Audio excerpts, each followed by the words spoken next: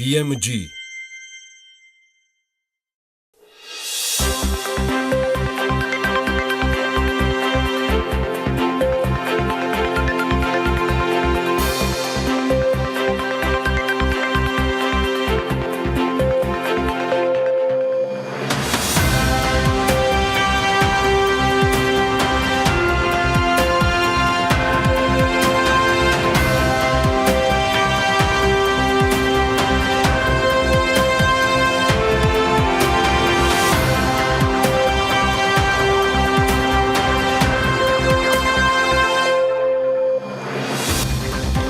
დილა მშვიდობისა ყველას ორშაბათს დილიდან საქმიანად ვიწყებთ. ივლისში ელექტროენერგიის ადგილობრივი მოხმარება წლიურად თითქმის 11%-ით გაიზარდა. მეორე კვარტალში დაქირავებით დასაქმებულთა საშუალო თვიურმა ხელფასმა 1104 ლარი შეადგინა. კახელმა ფერმერებმა ყურძნის ჩაბარებით, ესეც მხოლოდ პარასკევის მდგომარეობით 110 მილიონი ლარის შემოსავალი მიიღეს. 2018 წლის აგვისტოში საქართველოს დაცულ ტერიტორიებს 250,452 ვიზიტორი ეწვია. ბიზნეს ომბუდსმენი ამბობს, რომ რია პარლამენტარის მიერ ინიცირებულ კანონპროექტზეც უნდა გავრცელდეს. მართალია ეს კაცი. საქართველოს ბანკმა კი Global Finance-ისგან გამორჩეული ციფრული საბანკო მომსახურებისთვის ჯილდო მიიღო. შინაგან საქმეთა სამინისტრომ გასაგებენაზე რომ ვთქვათ მარიხუანას კულტივიზაციის, კულტივირების შესახებ კანონპროექტი, ანუ მომზადებული კანონპროექტი გაასაჯაროვა, რომელიც სალიცენზიო და სანებართო მოსაკრებლების შესახებ კანონში ცვლილებებს ითვალისწინებს. ამ პროექტით განსაზღვრულია ლიცენზიები ფასით 25,000 ლარი. ლიცენზიები კი სხვადასხვაგვარია და აგერ ბატონო ისინიც. სამედიცინო მიზნით მცენარე კანაფის დათესვის მოყვანისა და კულტივირების ლიცენზია, სამრეწველო მიზნით მცენარე კანაფის დათესვის მოყვანისა და კულტივირების ლიცენზია, სამედიცინო მიზნით მცენარე კანაფის კულტივირებისა და გადამუშავების ლიცენზია, სამრეწველო მიზნით კანაფის გადამუშავების ლიცენზია მოგახსენეთ, კანაფის გადამუშავებული მცენარე კანაფის ან მისგან დამზადებული პროდუქციის გადაზიდვის ლიცენზია, მისი შემცველი პარფიუმერულ კოსმეტიკური პროდუქციის წარმოების ლიცენზია, მცენარე კანაფის შემცველი ფარმაცევტული პროდუქციის წარმოების ლიცენზია, სამედიცინო მიზნით გადამუშავებული მცენარე კანაფის ან მცენარე კანაფის შემცველი ფარმაცევტული პროდუქციის ექსპორტის ლიცენზია, სამრეწველო მიზნით გადამუშავებული კანაფის ან მცენარე კანაფის შემცველი პარფიუმერულ კოსმეტიკური პროდუქციის ექსპორტის ლიცენზია. შენ ხარ ჩემი ბატონო, ექსპორტის. სამრეწველო სამედიცინო მიზნით მცენარე კანაფის თესლის ან დანერგვის იმპორტის ლიცენზია. ხო, სხვათა შორის კანონპროექტით უნდა შეიქმნას კანაფის კონტროლის სააგენტო, რომელიც გარემოს დაცვისა და სოფლის მეურნეობის სამინისტროს მმართველობის სფეროში შემავალი საჯარო სამართლის იურიდიული პირი იქნება და ამ სააგენტოს მიზანია მცენარე კანაფის ლეგალურ ბრუნვასთან დაკავშირებული საქმიანობის რეგულირება და კონტროლიც.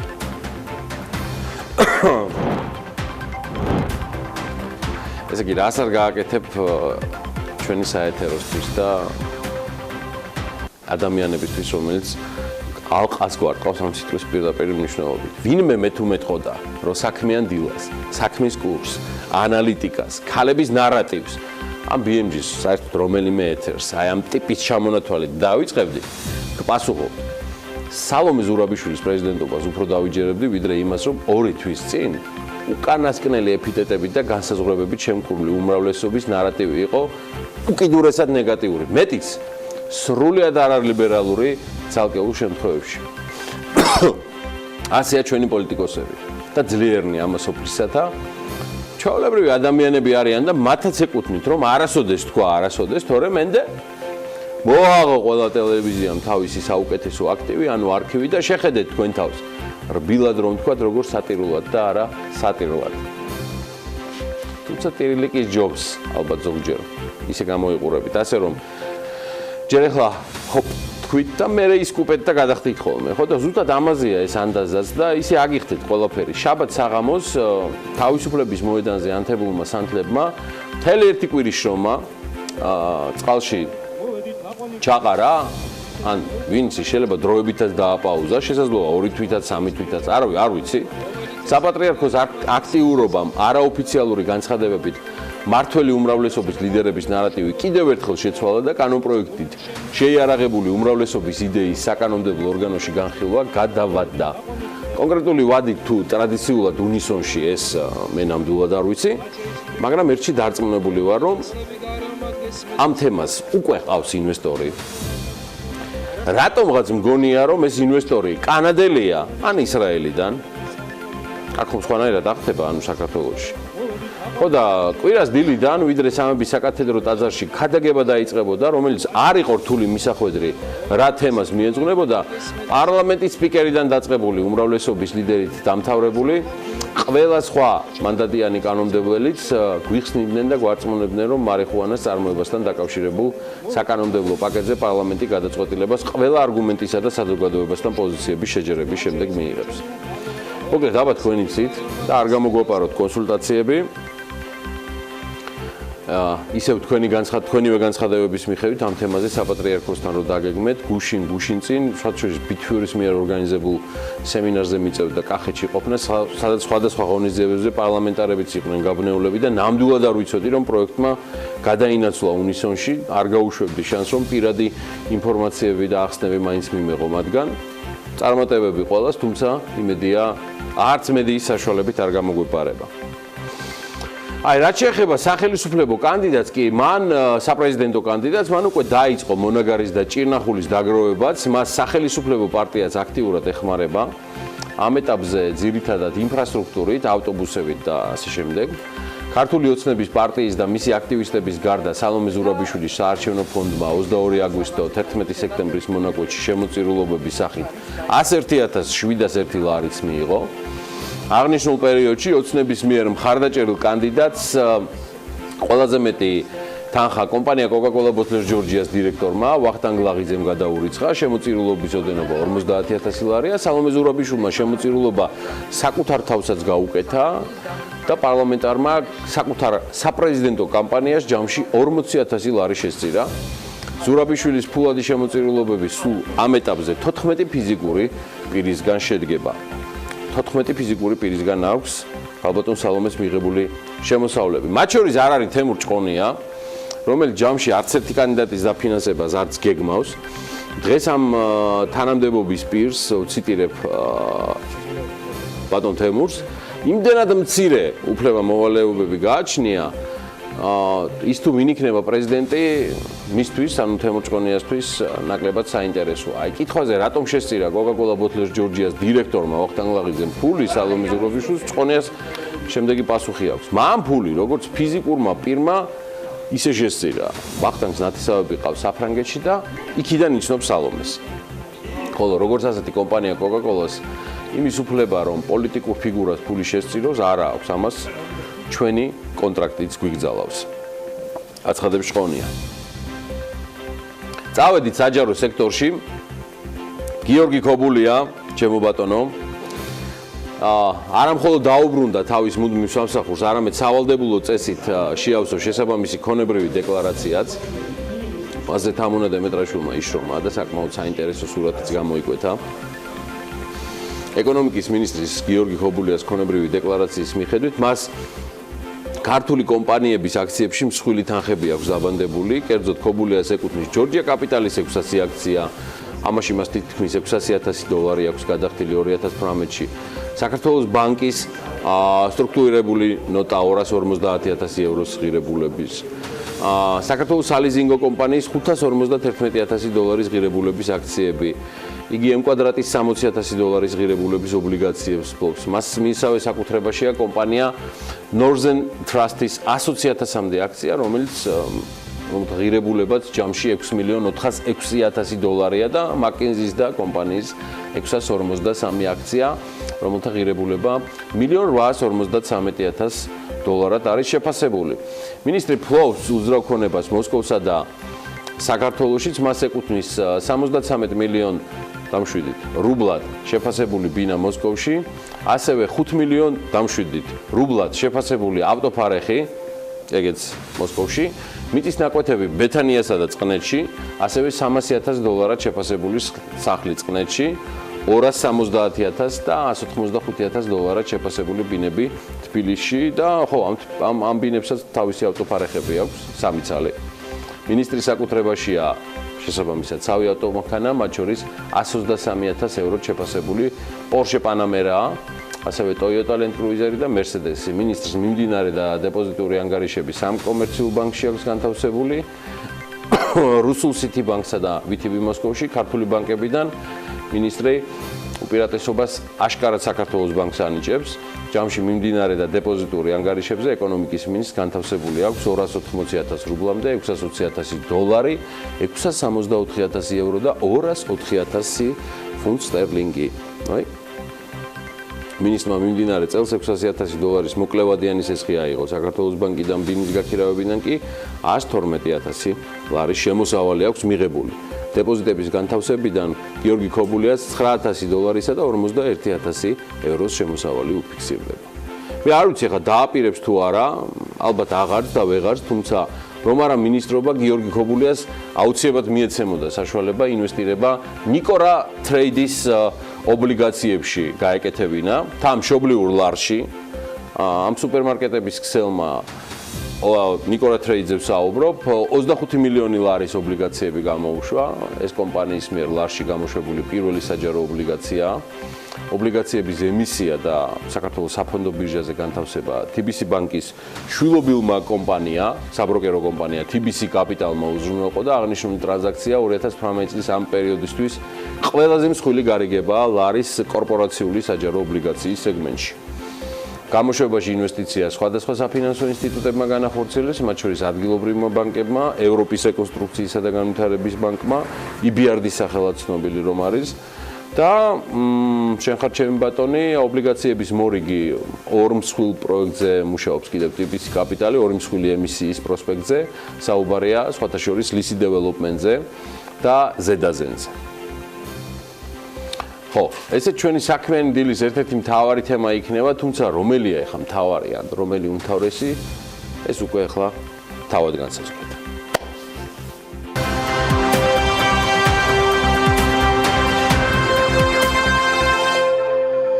ორშაბათს დილას საქმიანად იწყებენ სალომე ზურაბიშვილი, ეკა ლალიაშვილი,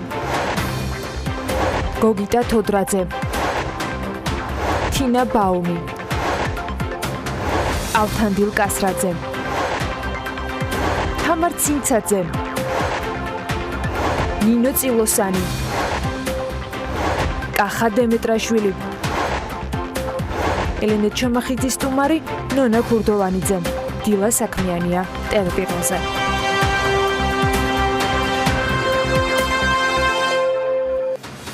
საქმიანებს სასახად დააინტერესებთ კრედო ბანკის ამბებიც, ბანკმა მიკროსაფინანსო ორგანიზაცია BIG საკრედიტო პორტფელის შესყიდვის შესახებ ოფიციალურად განაცხადა. გარიგების თანახმად მიკროსაფინანსო ორგანიზაციის პორტფელის გარდა კრედო ბანკს BIG-ის თანამშრომლების მნიშვნელოვანი ნაწილით შეუერთდა. BIG-ის პორტფელის შესყიდვამდე კრედო ბანკმა 2018 წლის აგვისტოში მიკროსაფინანსო ორგანიზაცია კრედიტ პლუს ჯორჯიას პორტფელით შეიძინა. ბანკში ამბობენ, რომ შესყიდვების განხორციელებას მომავალშიც გეგმავენ. კარგი, მოდი ცოტა ხნით შევეშვათ ახლა ამ ამბებს და ვიდრე ანა ლაპიაშვილი ბიზნეს სიახლეებით შემოგვიერთდება, რომელიც საინტერესო ამბებს არ მოგვაკლებს, იქამდე კიდევ ერთი ვიდეო მინდა გაჩვენოთ, რომელსაც ახლა გავუშვებს უკვე ჩვენი საეთერო. აი ამ გრაფიკაში, გრაფიკულ ვიდეოში ჩანს თუ როგორი იქნება ენგურის ტურისტული ალაგი, მას შემდეგ რაც ინფრასტრუქტურის მოწყობა დასრულდება. საპროექტო სამუშაოები შესრულებულია ესტონური კომპანია კოკო არქიტექტორების მიერ. ენგურის კაშხალზე მსოფლიო დონის სანახაობების შექმნა იგეგმება, ჩემო ბატონო, და მთელი წლის განმავლობაში ფუნქციონირებს შემეცნებით გასართობი და კულტურული ცენტრები, რაც ქვეყნის ტურისტულ პოტენციალს ნამდვილად საგრძნობლად გაზრდის. კაშხლის ტერიტორიაზე მოეწყობა ინტერაქტიული აღმოჩენათა ცენტრი, გასართობი და სადაგვადასავლო ტიპის ატრაქციები. თბილისის ღამის ეკონომიკის კვლევაზე ტენდერი გამოცხადდა. თბილისში ვირტუალური მუზეუმის გახსნა ასევე გადავადდა. ღია ბანკინგის განვითარების ხელშეწყობის მიზნით მთელი საქართველოს ბანკის ორგანიზებით პირველი ფინტექ ჰაკათონი გაიმართა. საქართველოს სტატისტიკის ეროვნული სამსახურის ინფორმაციით კი 2018 წლის მეორე კვარტალში დაქირავებით დასაქმებულთა საშუალო ფიურმა ხელფასმა 1104 ლარი შეადგინა, 2017 წლის მეორე კვარტალთან შედარებით საშუალო ხელფასი 3%-ით არის გაზრდილი. 2018 წლის მეორე კვარტალში ყველაზე მაღალი საშუალო ხელფასი ფიქსირდება საფინანსო სექტორში 2403 ლარია. მეორე ადგილზე მშენებლობაა 1759 ლარით, ხოლო მესამეზე კი უძრავ ქონებასთან დაკავშირებული ოპერაციებია 1436 ლარით. ყველაზე დაბალი ხელფასი კვლავ განათლების სფეროში რჩება, თვეში საშუალოდ 595 ლარია და შემდგომ მოდის სოფლის მეურნეობა. უკვე 470 ლარით.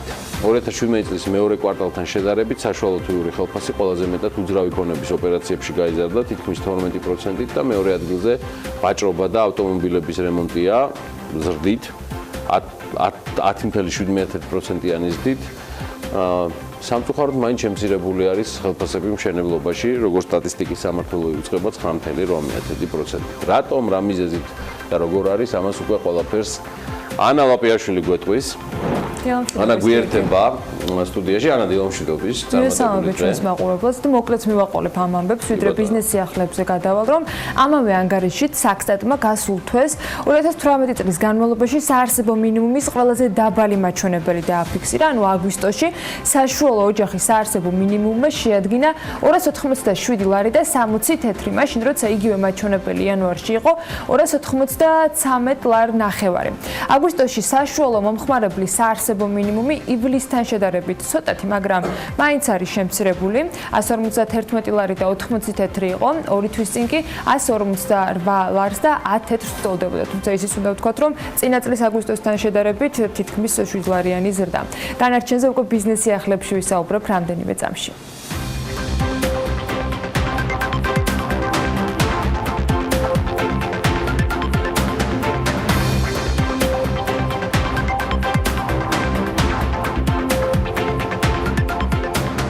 თბილისის მერიამ ღამის ეკონომიკის კვლევის მომსახურების შესყიდვაზე ტენდერი გამოაცხადა. სატენდერო პირობების მიხედვით კი წინადადებების მიღება 22 სექტემბერს დაიწყება და 25-ში დასრულდება. შესყიდვის სავარაუდო ღირებულება არის 172,616 ლარი. თბილისის ღამის ეკონომიკის ამშამინდელ მდგომარეობასთან დაკავშირებით მიზანშეწონილია მოკლე ვადების განსაზღვრა, კვლევებზე დაფუძნებული გრძელვადიანი სტრატეგია და სამოქმედო გეგმა.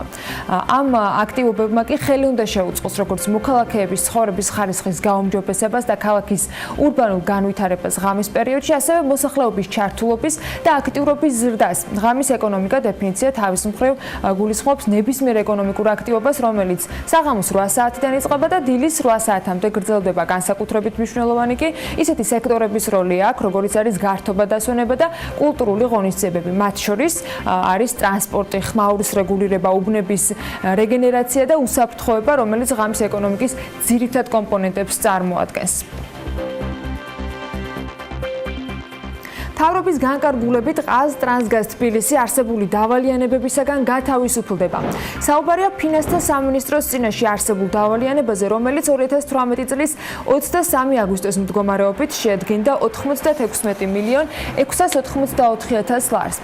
თუმცა მთავრობის განკარგულებაში აღნიშნული არის, რომ კომპანია ფინანსთა სამინისტროს წინაშე არსებული დავალიანებისგან გათავისუფლდება მხოლოდ მას შემდეგ, რაც ყაზ ტრანსგაზ თბილისის 100%-იანი წელის მფლობელ ყაზ ტრანსგაზ და საქართველოს შორის მიმდინარე საარბიტრაჟო დავა საქართველოსთვის ხელსაყრელი მორიგებით და ხელშეკრულების გაფორმებით დასრულდება. კომპანია ჯეოსოლიკი აბონენტებს აფრთხილებს, რომ შესაძლოა მომდევნო რამდენიმე კვირის განმავლობაში ქსელმა შეფერხებით იმუშაოს.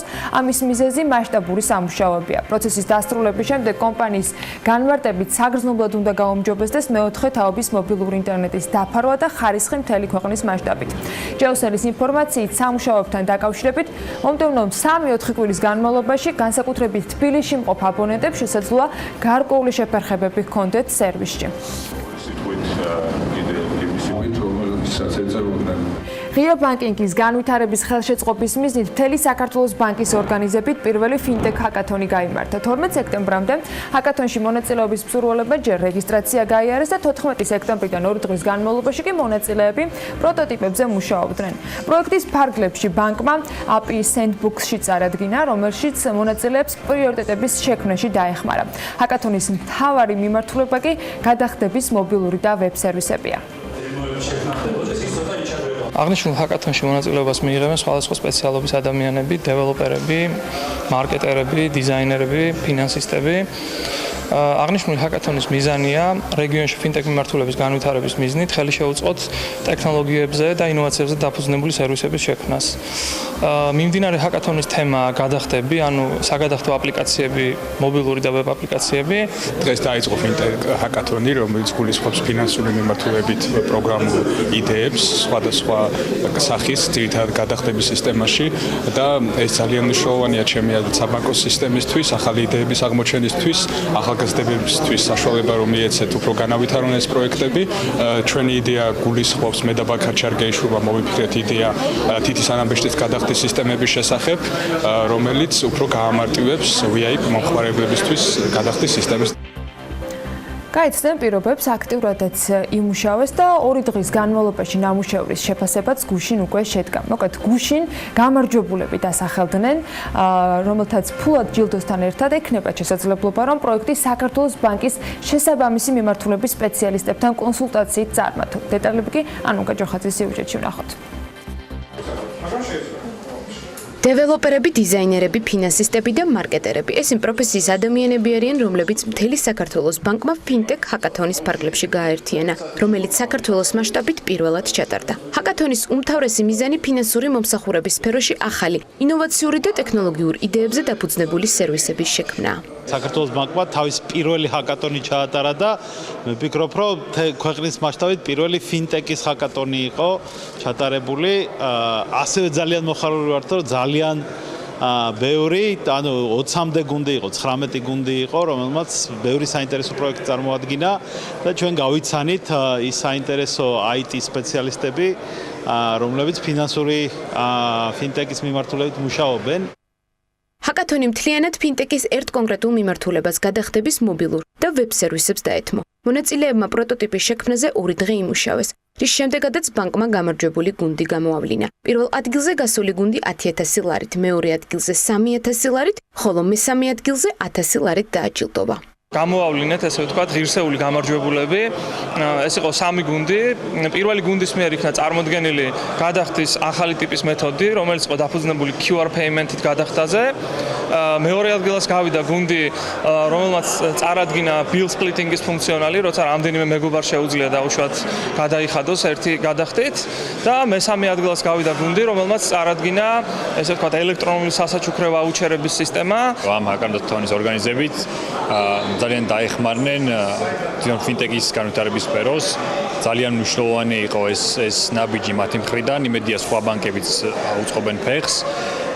ჩვენი კონკრეტული იდეა იყო QR ტექნოლოგიის მიხედვით გადახდების განხორციელება, როგორც Android-ის, iOS-ის ტიპის ტელეფონებით. როგორც ბანკის მენეჯმენტი განმარტავს, ფინტექ მიმართულების განვითარება კვლავ გაგრძელდება. საქართველოს ბანკი პირველია, ვინც საქართველოში ღია ბანკინგის სისტემა დანერგა და პროექტის ფარგლებში შექმნილი პროგრამის ბოგ ფინტექით ქართულ სტარტაპერებს და სპეციალისტებს თავიანთი იდეების განვითარების საშუალება მისცა. თბილისში კი ვირტუალური მუზეუმის გახსნა ოქტომბრის ბოლომდე გადავადა და როგორც კულტურული მემკვიდრეობის დაცვის სააგენტოს დირექტორი განმარტავს, ამის მიზეზი მუზეუმისათვის განკუთვნილი თაბუკაშვილის ქუჩაზე მდებარე შენობის დაზიანებაა, რომელიც ვიზუალურად არ ჩანდა, თუმცა კონსტრუქციული შეფასებისას გამოიკვეთა. მუზეუმი აგვისტოს ბოლოს უნდა გახსნილიყო, მაგრამ მანთაძე ამბობს, რომ შენობის გამაგრებამ დამატებითი ღონისძიებები მოითხოვა, შესაბამისად თარიღიც გადაიწია. ნიკოლო ზანთიძის თქმით, ვირტუალური მუზეუმი გათვლილი როგორც ტურისტებზე, ისე ადგილობრივ დამთვალიერებლებზე იქნება, რომელთაც ვირტუალური სათვალით პირველ ეტაპზე 10 ძეგლის და მათი რეაბილიტაციის პროცესის თვალის დევნება შეეძლებათ. კომპანია SpaceX-მა კი მთვარის გარშემო ფრენისათვის პირველი ტურისტი შეარჩია. ტურისტის შერჩევაზე SpaceX-მა Twitter-ზე დაწერა, თუმცა მისი ვინაობა არ გაუმხელიათ. კომპანიაში ამბობენ, რომ ის იქნება პირველი ადამიანი, ვინც ტურისტის რანგში შემოუფრენს მთვარეს, ვინ ფრინავს და რატომ 17 სექტემბერს ამას აუცილებლად გავიგებთ, ანუ დღეს ბევრი სიახლე გვექნება. შეტყობინებაში ასევე აღნიშნულია, რომ კაცობრიობის არსებობის ისტორიაში მხოლოდ 24 ადამიანია ნამყოფი მთვარეზე. 1972 წლის აპოლონის მისიის შემდეგ იქ აღარავინ ყოფილა SpaceX-ი მთვარეზე ტურისტის გაშვებას 2019 წლის შუა პერიოდისათვის გეგმავს. ზუსტად ვიცი, რომ მთვარეზე ჯერ არ აპირებს გაფრენას და ჩვენთვის სავალუტო სიახლეები აქვს მომზადებული გიორგის და მას სულ რამდენიმე წამში წარმოგვიდგენს.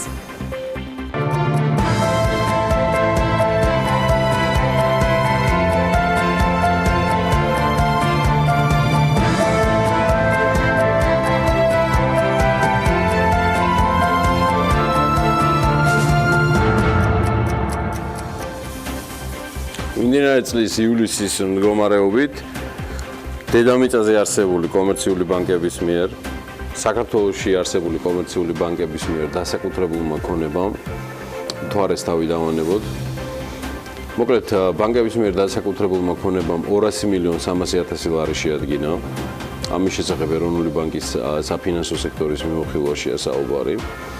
მიმოხილვის თანახმად წლიურად ბანკების მიერ დასაკუთრებული ქონების ღირებულება 8.800.000 ლარით არის გაზრდილი და 2017 წლის სექტემბრის იკვაცრავად ივლისში ეს მაჩვენებელი 191.5 მილიონი ლარი იყო. ეროვნული ბანკის ცნობითვე ამ წლის ივლისის მონაცემებით ჩამოწერილი სესხების მოცულობა 27.400.000 ლარი შეადგინა, მაშინ როცა გასული წლის ამავე პერიოდში 21 მილიონი ლარის ოდენობის სესხი ჩამოიწერა. გარდა ამისა, საფინანსო სექტორის მიმოხილვის თანახმად ივლისის მდგომარეობით 6.300.000 ლარის მოცულობის ჩამოწერილი სესხის ამოღება მოხდა. 2017 წლის ანალოგიურ პერიოდში ეს მონაცემები 6.300.000 ლარი იყო. ეს არ არის მხოლოდ ეს არ არის ეროვნული ბანკის სიახლეებიდან. აი პარასკევის თავგადასავალით, სხვათა შორის მე მომწონს ეს თავგადასავალი და არც მალაო ეროვნულმა ბანკმა მორიგ ინტერვენციაზე განაცხადა და დამატებით 5 მილიონი დოლარი შეისყიდა. საშუალო შეწონილმა გაცვლითმა კურსმა კი 2 ლარი და 61 თეთრი შეადგინა და წელს ბანკების მარეგულირებელს ბაზრიდან 92.5 მილიონი დოლარი აქვს ამოღებული. დანარჩენ ვალუტებს რაც შეეხება, ევროს ფასი 3 ლარი და 5 თეთრია, 1 თეთრზე მეტად გაძვირდა евро.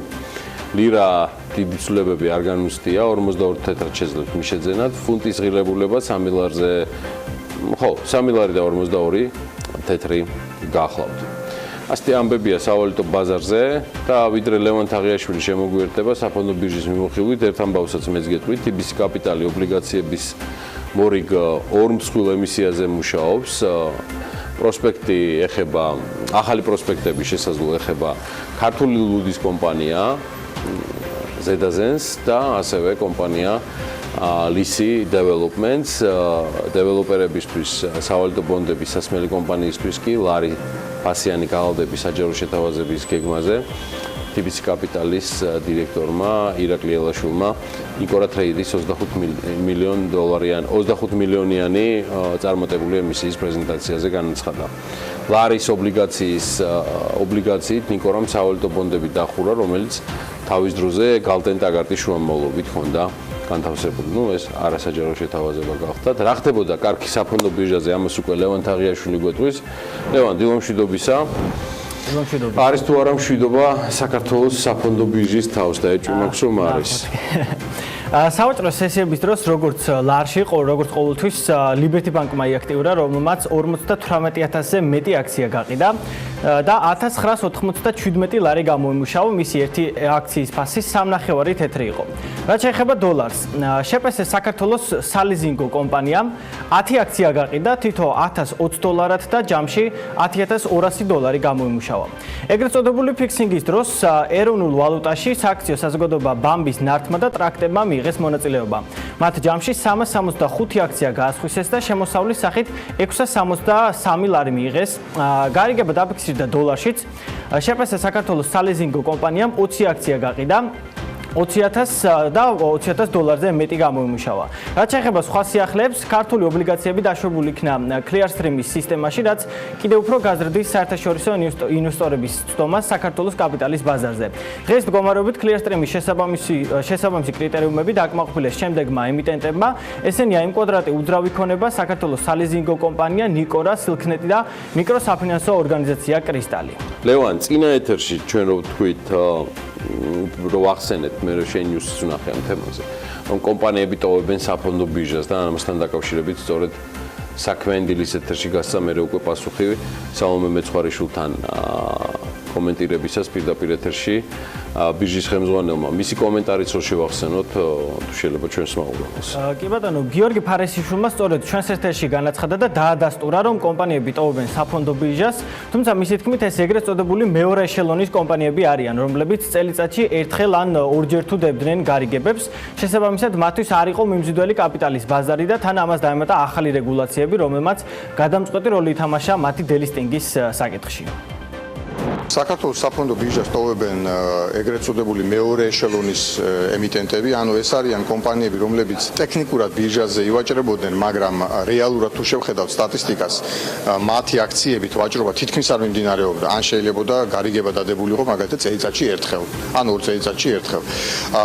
ეს არის კომპანიები, რომლებიც ფინანსურად არ არიან ძლიერები, ინვესტორების ინტერესი მათ მიმართ არის ძალიან დაბალი, მათ ყავთ სულ რამდენიმე აქციონერი, ესე იგი ეს ნიშნავს, რომ რეალურად ისინი სააქციო საზოგადოებები თავის შინაარსით არც არიან პრინციპში. ამას დაემატა ბოლო საკანონმდებლო ცვლილება, რომლითაც ასეთ კომპანიებს მოეთხოვებათ ძვირადღირებული აუდიტის ჩატარება. სწორედ აი ამ ბოლო ფაქტორმა იქონია გადამწყვეტი გავლენა. მიუხედავად ფარესიშვილის განმარტებისა, ფაქტია, რომ ბირჟის ინდექსი, როგორც ეკრანებზე ხედავთ, 155 პუნქტს შეადგენს, არადა სულ რამდენიმე თვის წინ ის თითქმით 100 ერთეულით უფრო მაღალ პოზიციას იკავებდა და 235 პუნქტისგან შედგებოდა. შესაბამისად, გავლენას ეს ყველაფერი ახდენს. ბირჟის კაპიტალიზაცია ჯერჯერობით არ შეცვლილა 31 აგვისტოს მონაცემებით ის 2,257 მილიონ ლარს შეადგენს. კარგი, მადლობა ლევან.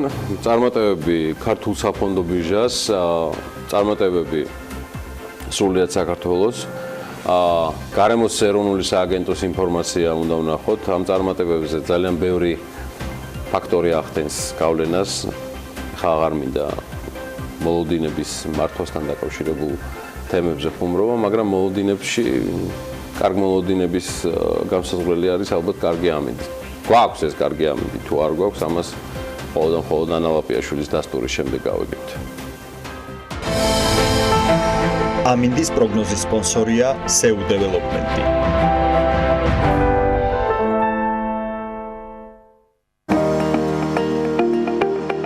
ამინდის პროგნოზის სპონსორია სადაზღვევო კომპანია Unison. თავისუფალი დაზღვევა თქვენი სიმშვიდისათვის.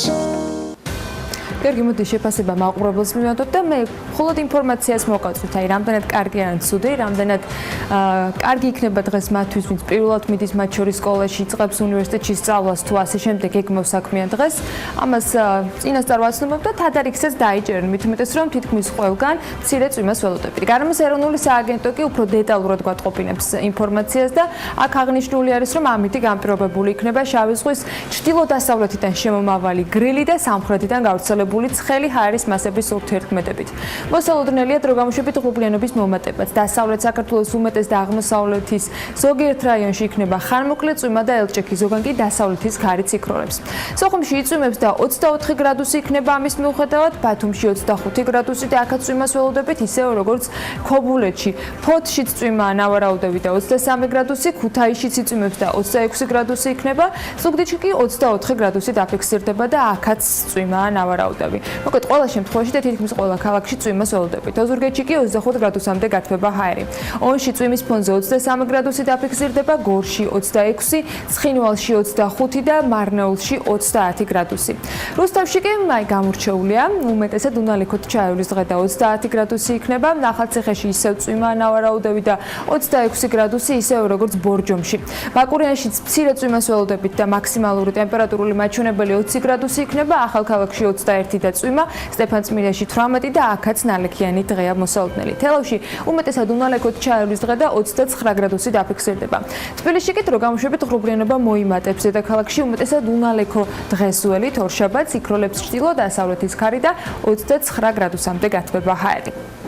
მადლობა ანა. პრემიერ-მინისტრმა პარასკევს ხოთშევის იყალთოში განათლების რეფორმის ახალი ორიგი ტალღის პრეზენტაციისა შეიძლება სხვაგანაც განაცხადა რთველი წარმატებით მიმდინარეობაზე და მოკლედ პარასკევის მდგომარეობით ყურძნის ჩაბარებიდან ქართველი გლეხების ფერმერების შემოსავალი 110 მილიონი ლარია. ალბათ საინტერესო იქნება თველის მიმდინარეობაზე ლევან დავითაშვილის და სხვების მოსაზრებების და პასუხების მოსმენა და იმედია ახლოს მომავალში მოგვეცემა სოფლის მეურნეობისა და გარემოს დაცვის მინისტრთან სხვა თველის თემაზე პასუხისმგებელ პირებთან საქმიანი საუბრის საშუალება. რეკლამის დროა ახლა ჩვენს ეთერში, რეკლამით დატკბით, მას შემდეგ რაც გაეცნობით საქმიანი დილის დღევანდელი სპიკერების და თემების თანმიმდევრობას.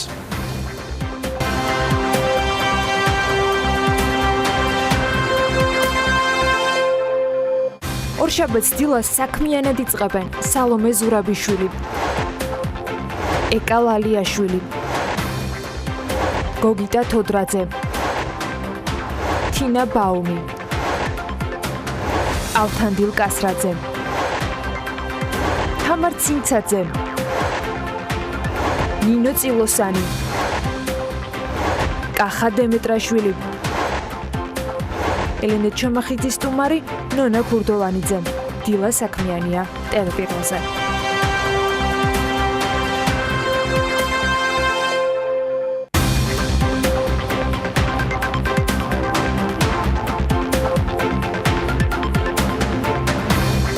საქართველოს პარლამენტის გარემოს დაცვისა და ბუნებრივი რესურსების საკომიტეტო მოკვლევის ფარგლებში ჩატარებული კვლევისას ეკოხედვა მტყვის კვალს თბილისის ჰაერის მტვერშიც მიაგნო. ატმოსფერული ჰაერის ნიმუშების შესწავლის შემდეგ აღმოჩნდა, რომ დედაქალაქში ტყვია დასაშვები კონცენტრაციის მეათედია და აქ არის საუბარი 0.3-ზე, მაგრამ რეალურად მინიმუმ 0.1 და მაქსიმუმ 0.6 არის დასაშვები. მოკვლევა მცირე მასშტაბის იყო. მეც თქვენთან ერთად გავარკვევი ზუსტად ტერმინოლოგიაში და მეტრიკაში ამ მიმართულებისა დღეს, თუმცა ეს ყველაფერი საკმაოდ რთული და მძიმე დასკვნების საშუალებას უკვე იძლევა. იმაზე დაფიქრების აუცილებლობის წინაშეც კიდევ ერთხელ გვაყენებს, რომ ყველამ ვიცით, რომ პრობლემას და მის მასშტაბს საზღვარი არ გააჩნია. გაატვირთული მოძრაობა, გამონაბოლქვი, რომელიც ჰაერს აბინძურებს და უსაფრთხო გადაადგილება. ეს ორი თემა განსაკუთრებით დიდი გამოწვევაა საქართველოსთვის. სწორედ ეს უკანასკნელია ჩვენი ყურადღების ცენტრში ამ დროისათვის, თუმცა არც პირველს დავივიწყებთ. დღეიდან სტარტს სამოქალაქო კვირაული იღებს. კამპანია სუფთა ჰაერი უსაფრთხო მოძრაობა 10 რეგიონს მოიცავს და გახსნა სულ რამდენიმე საათში მძივრის პარკში ველოდებით. კამპანიის მიზანს საგზაო უსაფრთხოების მიმართ საზოგადოებაში ცნობიერების ამაღლება ისახავს, როგორია გეგმა, ამას ორგანიზატორები თავად გვეტყვიან და აი ორგანიზატორებიც სალომე ზურაბიშვილი, სიდას აღმასრულებელი დირექტორი და ეკა ლალიაშვილი, საქართველოს ალიანსი უსაფრთხო გზებისთვის თავმჯდომარე, მოგესალმებით. მადლობა. სალომე, გამარჯობა. როდის იყრით გენს პრეზიდენტად? საჯაროდ ვამბობ, რომ ეს სალომე ზურაბიშვილია, რომელიც ჩემი ფავორიტი კანდიდატი იქნება და ჩემი ხმა სალომე ზურაბიშვილს სიდას აღმასრულებელი. დიდი მადლობა. ეკა მიხარია რომ ხარ ჩვენთან ერთად. და თან პრობლემით, რომელზეც ჩვენ საუბრობდით მანამდე, მაგრამ ერთგვარად რაღაცა თავმოყრა მოხდა, ხო? ჯამში ყველაფრის. ნუ თავმოყრა როგორ ვიწყებთ თავმოყრას ამბავის და პრობლემის. ხსნით ვიზიურში კამპანიას.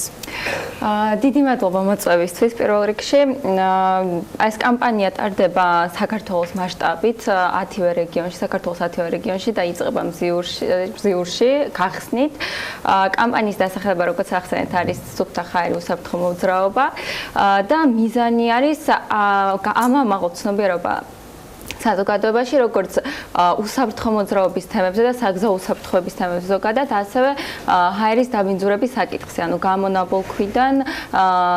გამონაბოლქვის შედეგად დაბინძურებული ჰაერის თემაზე და როგორ შეიძლება რომ თქვათ შევამციროთ და პრევენცია მოვახდინოთ უარყოფითი ზეგავლენის როგორც საზოგადოებაზე, ასევე ზოგადად ქვეყნის მასშტაბით. ამიტომაც დავიწყეთ ეს კამპანია, მხოლოდ თბილისში არ ტარდება 10-ვე რეგიონში. დღეს სამ ქალაქში დაიწყება, ეს რუსთავი, ბოლნისი და საგარეჯო იქნება და შემდეგ უკვე მომდევნო დღეებში გადავინაცვლოთ ნელ-ნელა დასავლეთ საქართველოში. ამ თემებს შენ არასდროს ჩამოშორები ხარ და აქტიურობაც ჩვენს ეთერებშიც არაერთხელ ყოფილა, არაერთი მიმართულებით. ამ ერთი კვირის განმავლობაში რა ფორმით გეგმავთ ცნობიერების სამაღლებაზე მუშაობას, იმიტომ რომ ეს არ შეიძლება ალბათ ერთკვირიანი პროცესი იყოს, მხოლოდ ეს არ შეიძლება რაღაცა ვადებში გაწერილი პროცესი იყოს, იმიტომ რომ პრობლემა რეალურად გვიდგას და პრობლემა არის ისეთი, რომელსაც თუ სწრაფად არ გადავჭრით, მზარდი არის და არ არის გაჩერებული ერთ ადგილზე. მოგესალმებით კიდევ ერთხელ. ყველაზე მთავარი არის ამ შემთხვევაში ის, რომ ნელ-ნელა იგრძნობა, რომ არა მხოლოდ ის პროფილური ორგანიზაციები, რომლებიც ამ თემაზე მუშაობთ, არამედ თუნდაც სიდა, რომლის პირდაპირ პროფილი არ არის საგზაო უსაფრთხოება, ასევე ჩვენთან ერთად სხვა ორგანიზაციები არიან სალომე და მეთანხმება, რომლებთან ერთადაც ჩვენ ამ პროექტს ვახორციელებთ და ესე რომ ვთქვათ, კვირეულის განმავლობაში აქტივობებს გეგმავთ, არა მხოლოდ კვირეულის განმავლობაში, გვერდდებიან, ასე რომ ვთქვათ და საზოგადოება ნელ-ნელა ერთიანდება პრობლემის გარშემო. ეს არის მნიშვნელოვანი, იმიტომ რომ ცნობადობის ამაღლება, როგორც გაჟღერდა სწორედ, ეს არის ამოსავალი წერტილი, რომელიც ასევე ეხმარება ხელისუფლებას გარკვეული ნაბიჯებით, თუნდაც იძულებით, კარგი გაგებით გადადგას. ბოლო არჩევნები, რომელიც დედაქალაქის და არა მხოლოდ დედაქალაქის სხვა ქალაქების მერების არჩევნებს უკავშირდებოდა, დღის წესრიგშიც კი განისაზღვრა სუფთა ჰაერი, სუფთა გარემო, როდესაც უკვე პოლიტიკოსებმა მიხვდნენ და გაიაზრეს, რომ მოქალაქეების ინტერესის დასაკმაყოფილებლად მათ თავიანთ პოლიტიკურ დღის წესრიგში ეს თემა უნდა შეეტანათ. ეს ერთია, რომ ისინი ინფორმირებულები არიან, რომ პრობლემა დგას, მაგრამ რამდენად შეუძლიათ, ან რითი შეუძლიათ მათ, რომ ამ პრობლემის გადაჭრაში მიიღონ მონაწილეობა. ჩვენ ვერ დავალოდებით ხო ვიღაცის გადაწყვეტას, რომ ვინც არ უნდა ავირჩიოთ, ან ვინც არ უნდა იყოს ერთი ხელის მოსმით, ან რაღაცა გადაწყვეტილებით ამ ყველაფერს გამოასწორებს. მე მოგახსენებთ, ეს არის საკმაოდ სერიოზული გადასაწყვეტი, ეს არის ხელისუფლების გადასაწყვეტი პირველ რიგში თავის კანონებით, რომელიც უნდა დარეგულირდეს და ჩვენ შეგახსენებთ, რომ ძალიან მოძველებული ავტოპარკი გვაქვს და ეს ავტოპარკი თუ არ გაიწმინდა ეტაპობრივად, საწვავის ხარისხი, რომელზეც ვამბობთ, რომ დიზელი გვაქვს დაბალი ხარისხის და ეს თავის ემისიას გამოყოფს. თავად მოძველებული ავტოპარკი გამონაბოლქვის გარდა ძალიან დამაბინძურებელ და მომწავლელ ემისიებს გამოყოფს, რომელიც არის მტვარის და მყარი ნაწილაკების სახით თუნდაც. შიდა სიწვის სისტემა, რომელიც არ არის გამართული და ესეც ძველი ავტოპარკის, ასე რომ ვთქვათ, შედეგად არის. ეს ყველაფერი თუ არ დარეგულირდა, ბუნებრივია, მხოლოდ საუბარი და მხოლოდ ერთწლიანი ან ორწლიანი ამ ვთქვათ ინტერვენციები ამას არ უშველის. ეს უნდა იყოს ძალიან დიდი და მასშტაბური მიდგომა, რომელზეც დავიწყეთ ჩვენ ახლა საუბარი და მოკვლევა, რომელიც პარლამენტმა გააკეთა. ეს არის კარგი სიგნალი იმისა, რომ თურმე შევწუხდით, იმიტომ რომ მართლა არ ყოფილა ბოლო წლების განმავლობაში ჩვენს ისტორიაში ის, რომ ხელისუფლებას გაეკეთებია, თუნდაც საკანონმდებლო ხელისუფლება შეწუხებული იყო და გაეკეთებია ეს ტიპის მოკვლევა და ღიად ესაუბრა ამ თემაზე. ამიტომ ფაქტია, რომ ყველა რაღაცას ვცდილობთ გავაკეთოთ. რაც შეეხება საზოგადოებას, ბუნებრივია თითოეული ჩვენგანის წვლილი არსებობს ამაში და შეგვიძლია ჩვენ ეს ყოველდღიურად რომ გავდივართ ძველი ავტომობილით, ვასხამთ დაბინძურებულ საწვავს და ვაჭერთ ბოლომდე გას, ბუნებრივია ჩვენ ამით ვაბინძურებთ. ეკომართვის წესები მნიშვნელოვანია, ვიცოდეთ, რითაც შევამცირებთ ემისიას. ავტომობილის გამართულობა, რაზეც ჩვენ ჩავებით ერთობლივად ტექისპექტირების პოპულარიზაციაზე, ეს მნიშვნელოვანია. ის რომ შემთხვევით არ გაგვიკეთებია ჩვენ დღეს და არ ჩაგვიცვამს მაისურს გასურები, რომელიც პოპულარიზაციას უწევს ფეხით სიარულს, ველოსიპედით, საზოგადოებრივი ტრანსპორტით სიარულს. ეს თითოეულ ჩვენგან შეგვიძლია ბუნებრივია ყოველდღიურად. და სამწუხაროდ ქართველები შეჩვეული ვართ, რომ მცირე მანძილებზეც კი დავდივართ ავტომობილით. მაშინ როცა შეგვიძლია ფეხით გადავადგილდეთ და აი ეს ყოველდღიურ ჩვევაში ჭკვიანურად დაგეგმვა და ეკოლოგიურად დაგეგმვა ჩვენი გადაადგილებების და მგზავრობების, აი ეს უნდა ყოველდღიურ რეჟიმში რაღაცნაირად გავითავისოთ და ეს იქნება ჩვენი დიდი და მნიშვნელოვანი წვლილი. სალომე, ეკამ გააკეთა შესავალი სიდას და სხვა სტეიქჰოლდერების ჩართულობა. მხოლოდ პრობლემის მნიშვნელობაზე და მასშტაბების დაზე მიუთითებს. რა ტიპის ფინიშ პროგნოზირებ კვლევის ფარგლებში და კამპანიის ფარგლებში და თუ არა რაღაცა ნაბიჯები კიდევ შემდგომი დაგეგმება. კი, მე აქ აღნიშნავ ასევე რომ სხვადასხვა დაინტერესებული მხარეების ჩართულობა ამ შემთხვევაში ამ კამპანიაშიც არის რაღაც განსაკუთრებული, იმიტომ რომ ამ კამპანიას ვახორციელებთ არასამთავრობო ორგანიზაციები და ბიზნესით თანამშრომლობით. ფოთისპორტი, APM ტერმინალსი არის ჩართული ამ კამპანიაში. მათი კორპორაციული პასუხისმგებლობის ერთ-ერთი მიმართულება არის ძირითადი მიმართულება ზუსტად საგზაო საფრთხეების თემები და სწორედ გავაერთიანეთ ძალები ამ კამპანიის ფარგლებში და დავიწყეთ იმით, რომ პირველ რიგში გადავამზადეთ რეგიონული არასამთავრობო ორგანიზაციები. ამ კამპანიის ფარგლებში ჩართულია სამოქალაქო საზოგადოების რეგიონული ქსელი, რომელიც საქართველოს მასშტაბით აერთიანებს 70-ზე მეტ არასამთავრობო ორგანიზაციას. სწორედ ამ ორგანიზაციების გადამზადება მოახდინა ფოთისპორტმა და ეკამ საქართველოს ალიანსმა უსაფრთხოებისთვის და შემდეგი ეტაპი არის სწორედ ეს ორგანიზაციები გადაამზადებენ ადგილობრივად მძღოლებს, სამარშრუტო ავტომანქანების მძღოლებს რეგიონებში და ასევე საზოგადოებასთან ჩაატარებენ საინფორმაციო შეხვედრებს. ჩვენი მიზანია ის, რომ ზუსტად ამ თემებზე, თქვათ, როგორ შეიძლება პრევენცია მოვახდინოთ გამონაბოლქვის, ან თქვათ, როგორ შეიძლება რომ საგზაო საფრთხეების საკითხები გავითვალისწინოთ მარტივად, აი ეს არის მნიშვნელოვანი ჩვენთვის, რომ გავაცნოთ საზოგადოებას რა ნაბიჯები შეიძლება გადადგან. ამისთვის ასევე დავამზადეთ სხვადასხვა სახის მასალები, რომელიც გააცნობს ყურადღებას მიაქცევენ უფრო საზოგადოების წევრები სხვადასხვა საკითხებს. ხო, ნამდვილად. არის რამოდენიმე ბროშურა, რომელიც სხვადასხვა საკითხებს მოიცავს. ერთი არის რა გავლენას ახდენს დაბინძურებული ჰაერი ჯანმრთელობაზე, კი, ნამდვილად. არის ასევე საგზაო საფრთხეების საკითხებზე, აი რჩევები მძღოლებს და გვაქვს ასევე ტექინსპექტირების ჩატარების პროცედურები. ანუ 1 იანვრიდან 2019 წლის 1 იანვრიდან ყველა მანქანას უწევს ტექინსპექტირება და სწორედ თქვათ არის ის საკითხები ხაზგასმული, თქვათ, რას ამოწმებენ ტექინსპექტირების ფარგლებში და რა პერიოდულობით არის საჭირო შემდეგ ავტომანქანებმა გაიარონ ეს ტექინსპექტირება. იმ ადამიანებს, ვიდრე ისინი ამ შეხვედრებზე მოხვდებიან, ვისაც აინტერესებს ეს თემა, მხოლოდ რა მცირე ჩამოთვლას გავუკეთებ და დარწმუნებული ვარ, რომ ამ შეხვედრებზე კიდევ უფრო მეტ დეტალურ ინფორმაციას მიიღებენ, როგორ აისახება ჰაერის დაბინძურება და რა გავლენას ახდენს ის ჩვენ ჯანმრთელობაზე, საკუთარ სიმპტომებსაც გადახედეთ. ეს არის თავბრუსხვა და თავისტკივილი, გართულებული სუნთქვა, ყელის გაღიზიანება, ხველა, ასთმა, დაავადებები, გულსიხს, წარღვთა, ბრონქიტი, ფილტვის ფუნქციის გაუარესება და ასე შემდეგ. დაავადებების 17% და სიკვდილიანობის 19% გამოწვეულია გარემოს დაბინძურებით.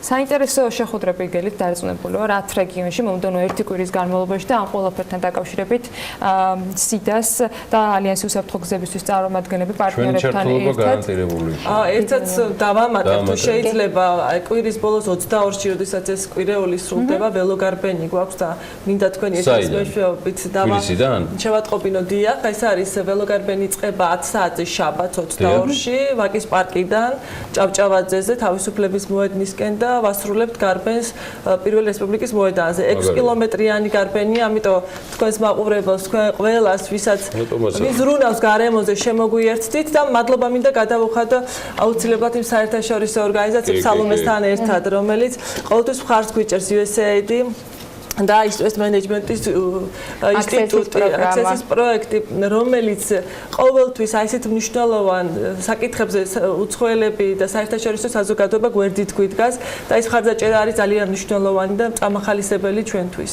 უზაურამდე. დიდი მადლობა. წარმატებები, მადლობა კიდევ ერთხელ USAID და East West Management Institute-ს. ძალიან მაგარია ეს ამბავი, რაც ხდება სუფთა ჰაერი უსაფრთხო მოძრაობა.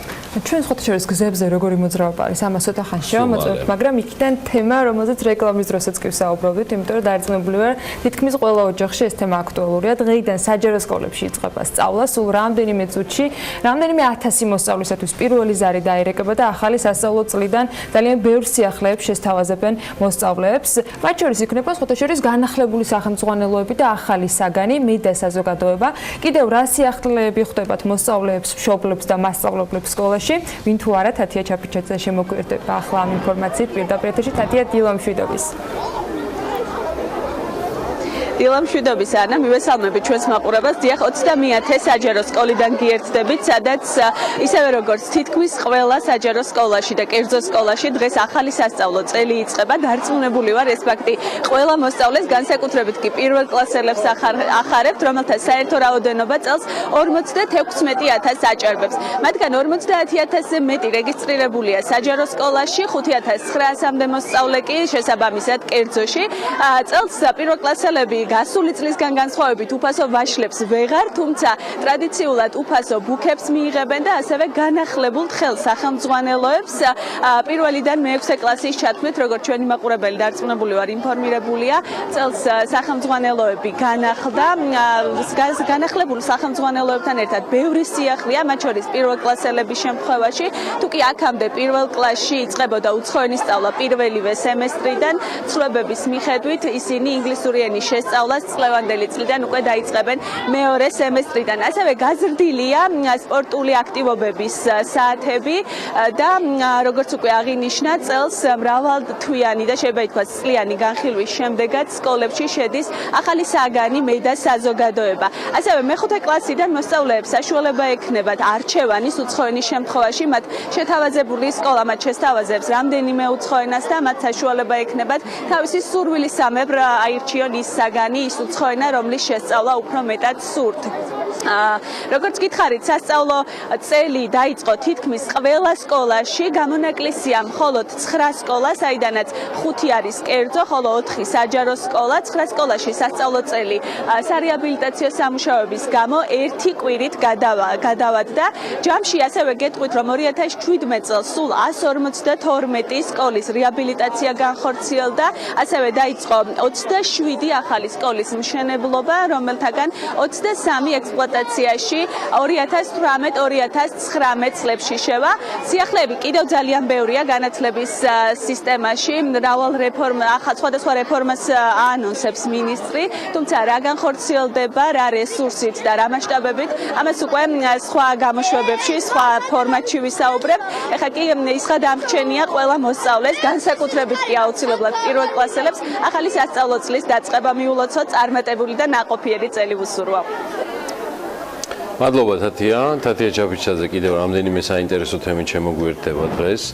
არ უნდა გამოტოვოთ განათლების მინისტრთან მისი პირადი ინტერვიუ და კიდევ ერთი ჩართვა გადაცემის შემდეგ ნაწილში. მოკლედ სწავლა დაიწყო და როგორც მერია დაგვირდა გასულ უქმეებზე, ცენტრალურ ქუჩებზე საგზაო სამუშაოების პირველი ეტაპი დასრულებულად არის გამოცხადებული. კრიტიკულად რთულია საცობების კვირეულის შემდეგ ვითარება და მაინც უნდა ვნახოთ ეხლა რეალურად რა ხდება დედაქალაქის ცენტრალურ უბნებში.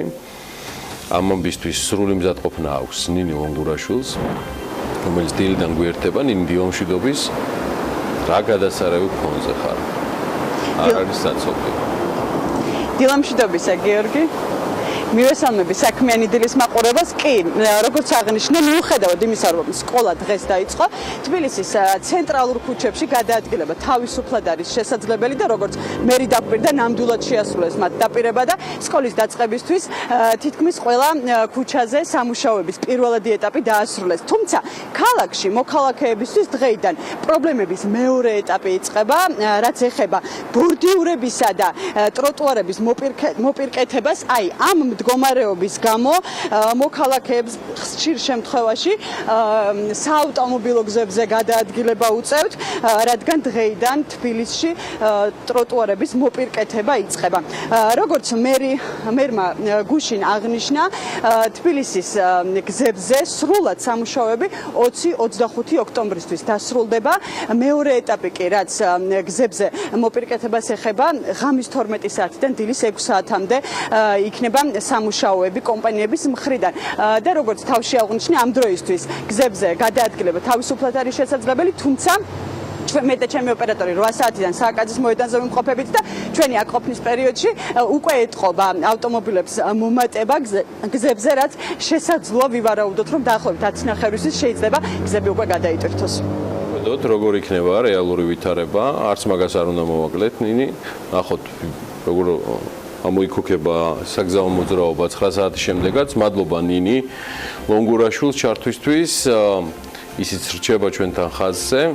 გავიდეთ მოკლე რეკლამაზე, სულ რამდენიმე წუთში ანა ლაპიაშვილი თავისი ბიზნეს სიახლეებით ძალიან ბევრ საინტერესო სიახლეებს გვეტყვის კომპანიების ყოველდღიურობიდან.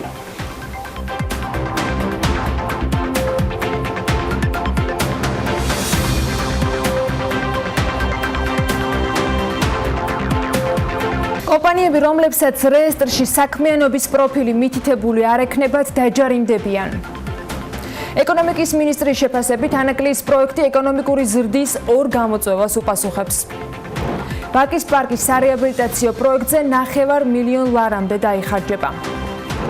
ბიზნეს სიახლეებით დავბრუნდით საქმიანი დილის ეთერში. ანაკლის პროექტი საქართველოს ეკონომიკური ზრდის 2 ძალიან მნიშვნელოვან გამოწვევას უპასუხებს. საქართველოს გეოგრაფიული მდებარეობის გამოყენებას და ლოჯისტიკურ ჰაბად გარდაქმნას, ასევე საზღვაო ქვეყნად ჩამოყალიბებას განაცხადა ეკონომიკისა და მდგრადი განვითარების მინისტრმა ანაკლიაში ღრმაწყლოვანი პორტის საზღვაო სამშენებლო სამუშაოების ოფიციალური დაწყების ღონისძიებაზე. ქობულიას განცხადებით, ანაკლის პროექტი საქართველოს კონკურენტუნარიანობის გაზრდაში მნიშვნელოვან წვლილს შეიტანს და მისი მეშვეობით შესაძლებელი გახდება კონკრეტული მარშრუტებიდან საქართველოს დერეფანში სხვა ტვირთების და მოცულობების გადმოტანა. გემი ათენას მეშვეობით კი, რომელიც ანაკლის პორტში შემოვიდა, ფრესკის დაღრმავება დაიწყო, რაც ზღვიდან 5 მილიონ კუბურ მეტრამდე ქვიშის ამოღებას და ნაპირზე განთავსებას გულისხმობს.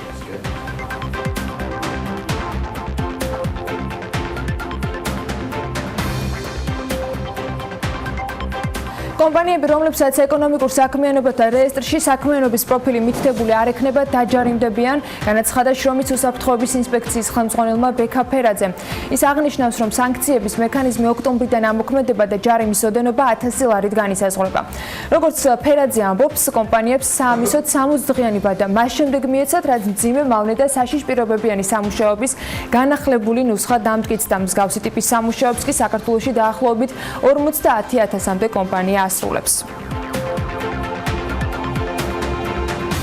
2018 წლის აგვისტოში საქართველოს დაცულ ტერიტორიებს 250,452 ვიზიტორი ეწვია, რაც წინა წლის ამავე პერიოდთან შედარებით 7.1%-ით მეტია. ყველაზე მეტი 46,401 ვიზიტორი მარტვილის კანიონს სტუმრობდა, 45,180 ვიზიტორი კი ჰყავდა ყაზბეგის ეროვნულ პარკს, ხოლო პრომეთეს მღვიმეში ჯამში სტუმრების ოდენობა 40,428 იყო. აგვისტოში დაცულ ტერიტორიებს ქართველებზე მეტი უცხოელი ვიზიტორი სტუმრობდა, ერთ თვეში დაცულ ტერიტორიებზე 126,559 უცხოელმა და 123,893 ქართველმა იმოგზაურა. უცხოელ ვიზიტორებში ყველაზე პოპულარული ტრადიციულად პრომეთე და მარტვილის კანიონებია. ქართველი ვიზიტორების უმეტესობა კი ყაზბეგის ეროვნულ პარკს ანიჭებს უპირატესობას.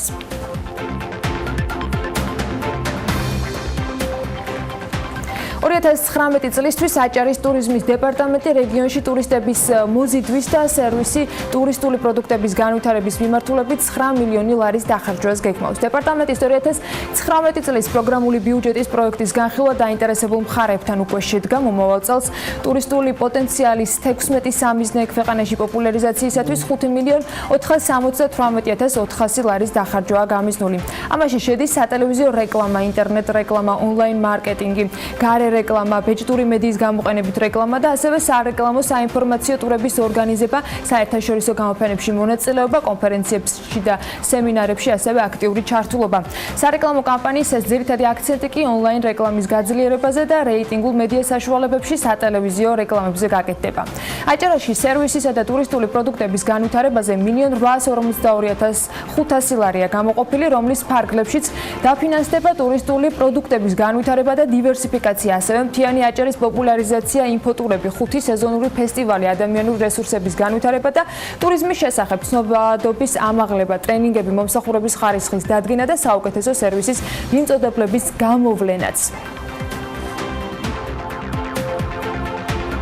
ქართული სამზარეულო სხვადასხვა კუთხის რეცეპტები, დამზადებული სადილები, კონსერვის სახით კი ქართველი მომხმარებლებისათვის თვის ბოლოდან ხელმისაწვდომი ხდება. ჯეონატურალსის რამდენიმე კერძი, კახური ფლავი, იმერული ყალია და ნიგვზიანი ხარჯო, ასევე სავაჭრო ქსელებში უნდა გამოჩნდეს, ეს კი სექტემბრის ბოლოსთვის არის დაგეგმილი.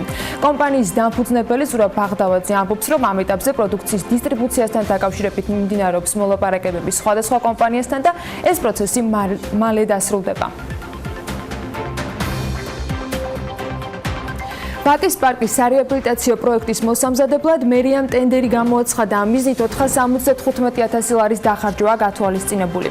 სატენდერო დოკუმენტაციაში მითითებულია, რომ გამარჯვებულმა კომპანიამ პროექტირების პროცესში ბაკის პარკის ისტორიული იერსახე უნდა შეინარჩუნოს. პარკში რამდენიმე ზონა უნდა მოეწყოს, რომლებიც მორგებული იქნება ყველა ასაკის დამსვენებელზე.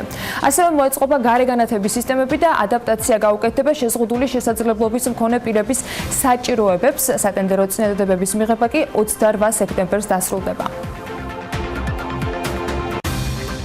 მერია ვერის ბაღის რეაბილიტაციასაც გეგმავს. მუნიციპალიტეტმა ბაღის საპროექტო სამუშაოების შესყიდვის მიზნით აქაც ტენდერი გამოაცხადა, რაშიც 215.000 ლარის დახარჯვას ითვალისწინებს. პროექტირების პროცესში დედაქალაქის მთავრობა რამდენიმე აუცილებელი დეტალის გათვალისწინებას ითხოვს. კერძოდ, ბაღი ისე უნდა დაპროექტდეს, რომ მან მნიშვნელოვანი სახეცვლილება არ განიცადოს, უნდა მოეწყოს ცალ-ცალკე ზონები ბავშვებისათვის, ახალგაზრდებისათვის და ხანში შესული ადამიანებისათვის. და შესაბამისად, პარკი ადაპტირებული უნდა იყოს შეზღუდული შესაძლებლობის მქონე პირებისთვისაც. ბაღში 2 სპორტული სივრცე უნდა გაკეთდეს, 3 საბავშვო, ძაღლების სასეირნო სივრცე და 1 საპარკინგი არეალი. და განათლება მით უმეტეს დღეს ეს განსაკუთრებით აქტუალური თემაა, რა შეიცვლება მომდევნო 5 წლის განმავლობაში. ამ მიმართულებით მინისტრი მიხეილ ბატიაშვილი განათლების ყველა რგოლში რეფორმების დაწყებას აანონსებს, რომელიც 2018-23 წლებს მოიცავს. ცნობილია, რომ დაგეგმილია როგორც სასწავლო პროგრამების, ასევე პედაგოგების მატერიალური პირობების გადახედვა და გაუმჯობესება. სკოლებში ახალი კადრების შედინება უნდა დაიწყოს და ცვლილებები ერთიან ეროვნულ გამოცდებშიც უნდა შევიდეს. რეფორმის დეტალებზე იყალთოში გამართული პრეზენტაციის შემდეგ განათლების მინისტრს თათია ჩაფეჩაძე ესაუბრა. პირველ რიგში დიდი მადლობა იმისთვის, რომ გამონახეთ რო ჩვენთან ინტერვიუსთვის. მინდა რომ დავიწყოთ დღევანდელი პრეზენტაციით. არაერთხელ მოვისმინეთ ბოლო პერიოდის განმავლობაში სხვადასხვა მინისტრების მიერ წარდგენილი პრეზენტაცია. რა არის თქვენს რეფორმებში ახალი და რა იქნება ის ნაბიჯები, რასაც განათლების სამინისტრო თქვენი მეთაურობით დაიწყებს? პირველ რიგში შეგვიძლია ვთქვათ, რომ ეს იქნება ერთიანი სისტემის რეფორმები, რომელიც მოიცავს 5-ვე საფეხურს, ეს არის სკოლამდელი, სკოლის, პროფესიული სასწავლებლების, უმაღლეს და მეცნიერების მიმართულებით, ანუ ეს არის მიმართული ერთი კონკრეტული მიმართულებისთვის, არამედ იქნება ერთიანი სისტემის რეფორმა, რაშიც იგულისხმება, რომ ის შედეგები, რომელიც გამოცხადებული იქნა პრიორიტეტად, რომ ეს არის ადამიანის რესურსის განვითარება, სწორედ ყველა კომპონენტს უნდა მოიცავდეს და ეს სისტემა, რომლის რეფორმირებაზე საუბრობთ, უნდა იყოს ერთიანი, მნიშვნელოვნად გაჯანსაღებული და მიმართული განვითარებისთვის, როგორც სკოლის მიმართულებით, იგივე პროფესიული სწავლების მიმართულებით. ამიტომ ვფიქრობთ, რომ დღევანდელი პრეზენტაცია ეხებოდა ყველა სფეროს, სისტემურ მიდგომას და ვფიქრობთ, რომ თითოეულ მიმართულებში გვაქვს კონკრეტული გეგმები, რომ თითოეულ ამ მიმართულებებში რა რეფორმა უნდა განხორციელდეს, რა ავადებში, რა შედეგებს უნდა ველოდოთ. და ასე რომ ვთქვათ, აი ამ ხედვაში წარმოდგენილია დეტალურად 5 მიმართულების, ესე რომ ვთქვათ, დეტალური სამოქმედო გეგმა. როგორ ფიქრობთ, რა არის დღეს განათლების სისტემის მთავარი პრობლემა? ძალიან რთულია გამოყოფა, ეს სკოლაში ეხება იგივე უმაღლეს მისაღებს გამოცდებს, ხო? იგივე მეცნიერება, რომელიც ძალიან მნიშვნელოვანი საკითხია. ძალიან რთულია, ასევე ძალიან რთულია გამოყოფა, თუმცა საუბარი ამ რეფორმის ფარგლებში თუნდაც თითოეულ სფეროს რო შევეხოთ, მაგალითად სკოლას, როგორ უნდა მოხდეს სკოლის განახლება, რომელიც ეხება როგორც სასწავლო პროგრამის, რომელიც მნიშვნელოვანია, ასევე მნიშვნელოვანია თავისთავად იმ ინფრასტრუქტურის გაუმჯობესება, რომელიც სკოლის მიმართულებით უნდა გადაიდგეს, რაც შეიძლება მეტი ტექნოლოგიების და ინოვაციების შემოტანა, იმიტომ რომ ჩვენი ბავშვები მზადყელ კი არა, უკვე დავაგვიანეთ კიდეც ესე რომ ვთქვათ, იმიტომ რომ ძალიან მნიშვნელოვანია სკოლის ეტაპზევე დღევანდელი თანამედროვე ტექნოლოგიების გამოყენება, ასევე სწავლების მეთოდი, რომელიც ფიქრობთ რომ შესაძლებელია, იმიტომ რომ დღევანდელი მეთოდი, ესე რომ ვთქვათ, საჭიროებს მნიშვნელოვან გაუმჯობესებას და ორიენტაციას უფრო სააზროვნო და ვთქვათ, დღევანდელ მოთხოვნებთან მორგებულ იმასზე, სტანდარტებთან, ვიდრე დღეს გვაქვს. ასევე პედაგოგების თემა, რომელიც მათი პირობების გაუმჯობესება, ასევე თვლით თუ არა, რომ პედაგოგების კვალიფიკაცია არის ერთ-ერთი მთავარი პრობლემა ზოგადი განათლების? შეგვიძლია ვთქვათ, რომ ყავს მართლაც ძალიან ბევრი მაღალი ხარისხის პედაგოგი, მართლაც განსაკუთრებული. ყავს თავისთავად პედაგოგები, რომლებსაც დახმარება ჭირდება რეალურად იმისთვის, კიდე შეიქმნება ტრენინგი, გადამზადება და ასე კონსულტაცია. ნუ თავისთავად შეიძლება იყვნენ პედაგოგები, რომლებიც რაღაც სტანდარტები ვერ დაძლევენ, მაგრამ ეხლა საუბარი გვაქვს რეფორმაზე, რომელიც გულისხმობს თავისთავად ახალ სასწავლო პლუს პროგრამების შემოტანას, სწავლების მეთოდის გაუმჯობესებას. ამიტომ ვფიქრობთ, რომ ამ პერიოდში, როგორც ვთქვათ, არსებულმა პედაგოგებმა შეიძლება გადამზადება, ასევე ვფიქრობთ, რომ ბევრი გამოჩნდება ახალგაზრდაც და ძალიან მოხარული ვიქნებით ამ სფეროში, რაც შეიძლება მეტი ახალგაზრდა ჩავთოთ პედაგოგიურ სამუშაოებში. როგორ აპირებთ ახალი კადრების სისტემაში შემოყვანას? არაერთხელ ქონდათ ამის მცდელობა, თუმცა სამწუხაროდ ყოველჯერზე უშედეგოდ სრულდებოდა. თქვენ რა გეგმა გაქვთ? ამის გეგმაც გვაქვს, რომელიც დეტალურად ვამუშავებთ, გვაქვს ჩვენი ხედვებიც, რომელსაც მალე ამ მიმართულებაზე ცალკე გეგმებს წარმოვადგენთ, სადაც გვექნება როგორც კონკრეტული პროგრამა, რომელიც ასევე რა უნდა გავაკეთოთ სწრაფი ნაბიჯებით იმისთვის, რომ მივიღოთ მაღალი ხარისხის დღევანდელი პედაგოგებიდან მათი გადამზადებით, ასევე ახალი პედაგოგები, ასევე ამ სისტემაში როგორ მოვახვედროთ კიდე მეტი ახალგაზრდა, ბევრი საინტერესო კადრი და ამისთვის ერთ-ერთი განსაზღვრელი რაც იყო, ეს იყო ეკონომიური პირობები. ხო, ანუ ჩვენ თუ არ დავანახებთ ამ ადამიანებს მათ რომ ექნებათ გარანტირებული, ვთქვათ, კარგი, ვთქვათ, ესე უზრუნველყოფილი და მათ შრომასთან დაფასებული შემოსავლები, რომელიც დაეხმარებათ თავისთავად, ეს უნდა დაეხმაროს იმაში, რომ ვთქვათ, რაც შეიძლება მეტი ახლა დღევანდელ რეფორმებშიც გამოცხადებული იყო, როგორც არსებული პირობების ყოველწლიური გაუმჯობესება და რეფორმის უკვე, ვთქვათ, ერთ-ერთ ეტაპზე 22 წელს უკვე მნიშვნელოვანი გაუმჯობესება, როდესაც გვექნება პედაგოგის ხელფასი უკვე და საშუალო ხელფასი თანავთ, იმიტომ რომ ბევრი პედაგოგის კიდევ უფრო მეტი იქნება 1500 ლარი. ამიტომ ჩვენ ამ წლების განმავლობაში ისე უნდა დავგეგმოთ ეს ყველაფერი, რომ სისტემა დაიწყოს ხვალიდან გაუმჯობესება, ეს რეფორმა თავისთავად საკმაოდ არ არის ერთი დღის გეგმა, იმისთვის როგორც ვთქვით, რომ ჩვენ რო დავიწყოთ მნიშვნელოვანი ნაბიჯების გადადგმა რეფორმების კუთხით, ამისთვის პირველ რიგში აუცილებელია ჯანსაღი ორგანიზაცია არის გამართული სტრუქტურები, ადამიანები თავის ფუნქციებით, მოტივირებულები, მიზანმისად დასახული რეფორმების განხორციელებით. ამიტომ ვფიქრობთ, რომ ესეთი ორგანიზაციების ხდება ესეთი ეტაპი, რომელსაც ჭირდება განახლება, ჩვეულებრივი პროცესია.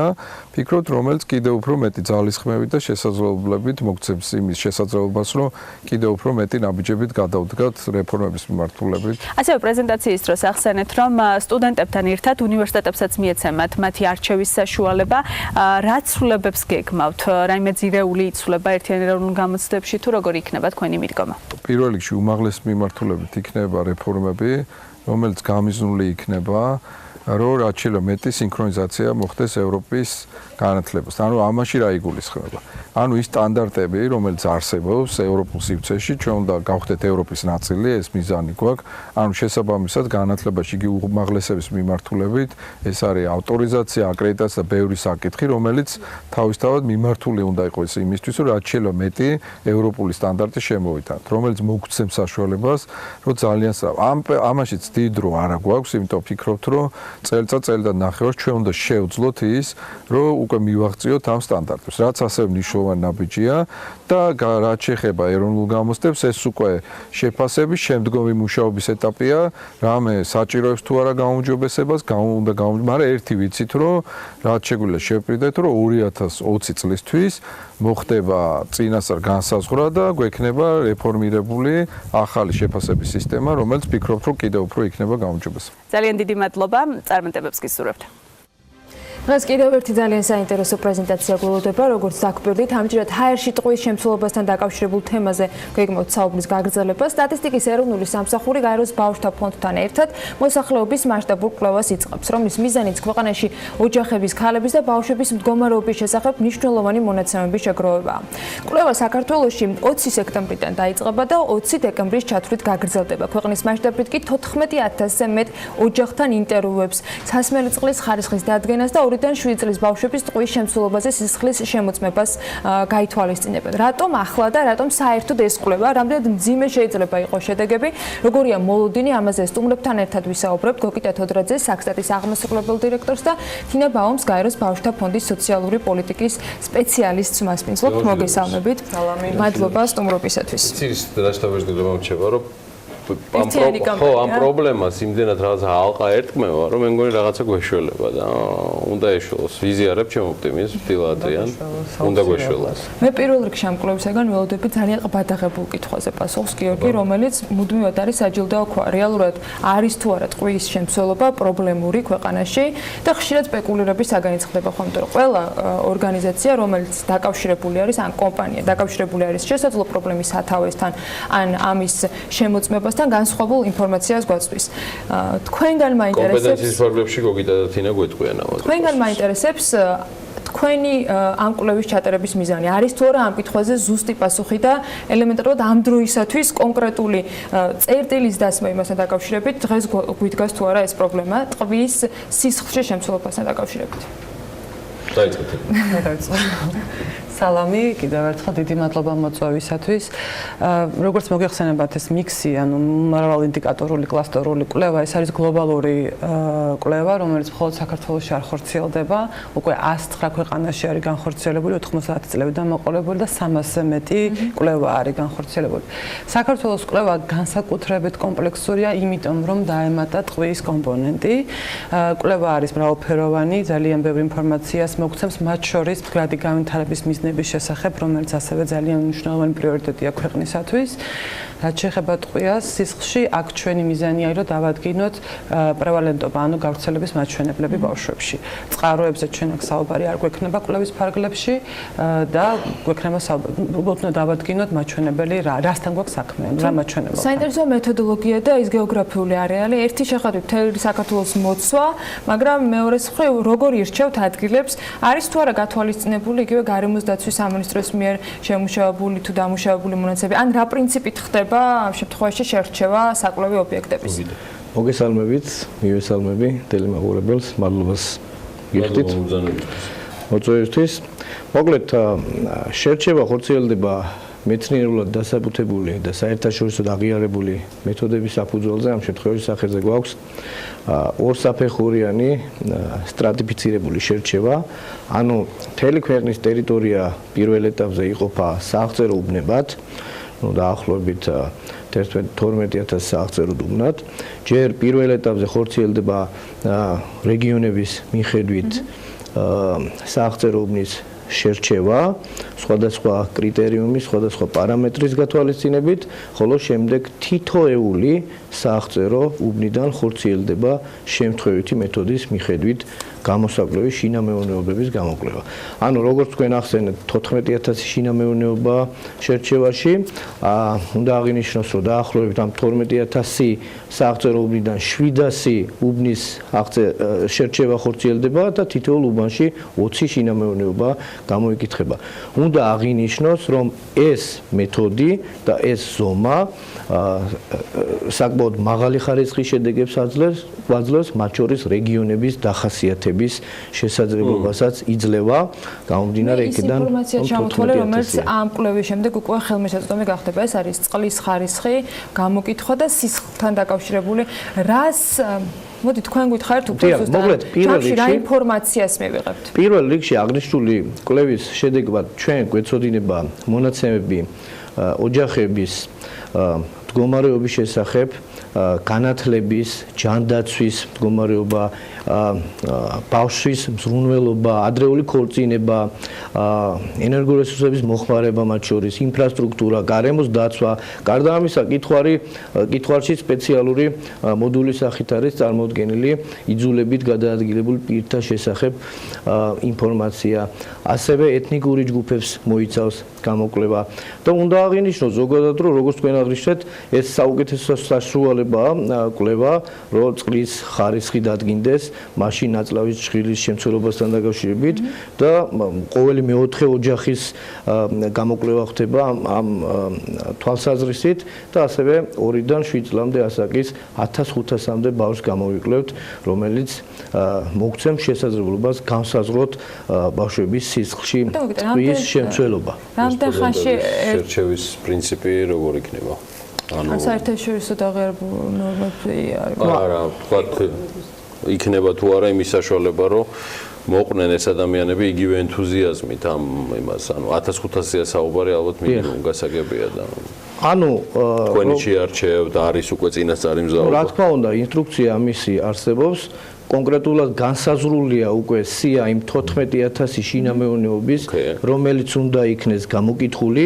აქედან ყოველ მეოთხეში მოხდება წყლის სინჯის აღება და მისი ლაბორატორიული შემოწმება, რაც შეეხება შინამეურნეობებს, რომელშიც არის 2-დან 7 წლამდე ასაკის ბავშვები, სპეციალისტების მიერ, ფლებატომისტების მიერ მოხდება მათგან ვენიდან სისხლის აღება, რა თქმა უნდა, მშობლების თანხმობის შემთხვევაში და მათი დიახ, რა თქმა უნდა. სულ ჯამში 1500 ბავშვი. თუ ოჯახში არის მაგალითად 3 ან 4 ბავშვი, აქედან შემთხვევაში შერჩევის პრინციპით მხოლოდ ერთ ბავშვს იქნება ეს ანალიზი ჩატარებული, იმიტომ რომ როგორც ჩვენ ვიცით, ამ ტყუის ანალიზში განსაკუთრებით ჩართული არის სწორად ჩვენი საზოგადოებრივი ჯანდაცვის ინსტიტუტი, ასევე არის ჩართული იტალიის საზოგადოებრივი ჯანდაცვის ინსტიტუტი, ასევე არის ემურის უნივერსიტეტი ჩართული, ანუ ძალიან კომპლექსურია აქეთ ამხელანაც ჩართვა და აქ ჩვენ ვიცით რომ ერთ-ერთი ბავშვის ანალიზი საკმარისია იმისათვის, რომ ზოგადად ოჯახში რა მდგომარეობა ეს დადგინდეს და რა თქმა უნდა, მე ქვეყნის მასშტაბითაც. თქვენ საერთაშორისო გამოცდილება ახსენეთ და ის კვლევები, რომელიც 90-იან წლების შემდეგ არაერთ ქვეყანას ჩაუტარებია. წინასწარ მოლოდინებზე მე დავაანონსე დაახლოებით, თქვენც დარწმუნებული ვარ, რომ სხვადასხვა ქვეყნის მაგალითებზე დაკვირვებით, იგივე ეკონომიკური, პოპულაციური თუ სხვა გარემოებების თანხმდრის შემთხვევაში გიქნება წინასწარი მოლოდინება. რომელიმე ქვეყნის მაგალითი, რომელიც საქართველოს შეესაბამება ამა თუ იმ ახასიათებლით, რაც ჯამში ამ სტატისტიკური მონაცემების საერთოს ადგენს ხოლმე. შეგიძლიათ თუ არა გაგვიზიაროთ და საქართველოს შემთხვევაში რა მოლოდინები გაქვთ? იცით რა არის, ეს არის მე-6 რაუნდი, რომელიც ახლა ხორციელდება, ესე ვთქვათ, ანუ სწრახდებოდა მას მე რაც მიქსი შეიქმნა ყოველ ჯერზე ხდებოდა მისი განახლება. მე-6 რაუნდში ქვეყნებმა ახლა დაიწყეს მონაწილეობა, ამიტომ მე-6 რაუნდის შედეგები ჯერ მსოფლიოს მასშტაბით არ აქვს ცნობილი, იმიტომ რომ დრო სჭირდება, როგორც იცით. ჩვენს რეგიონში, ანუ აღმოსავლეთ ევროპისა და ცენტრალური აზიის რეგიონში, სადღაც 1-8 ქვეყანა ასევე მიიღებს მონაწილეობას ამ კვლევაში და შედეგები პრინციპში საქართველოს იქნება პირველი, საიდანაც შედეგები ამოვა მე-6 რაუნდიდან.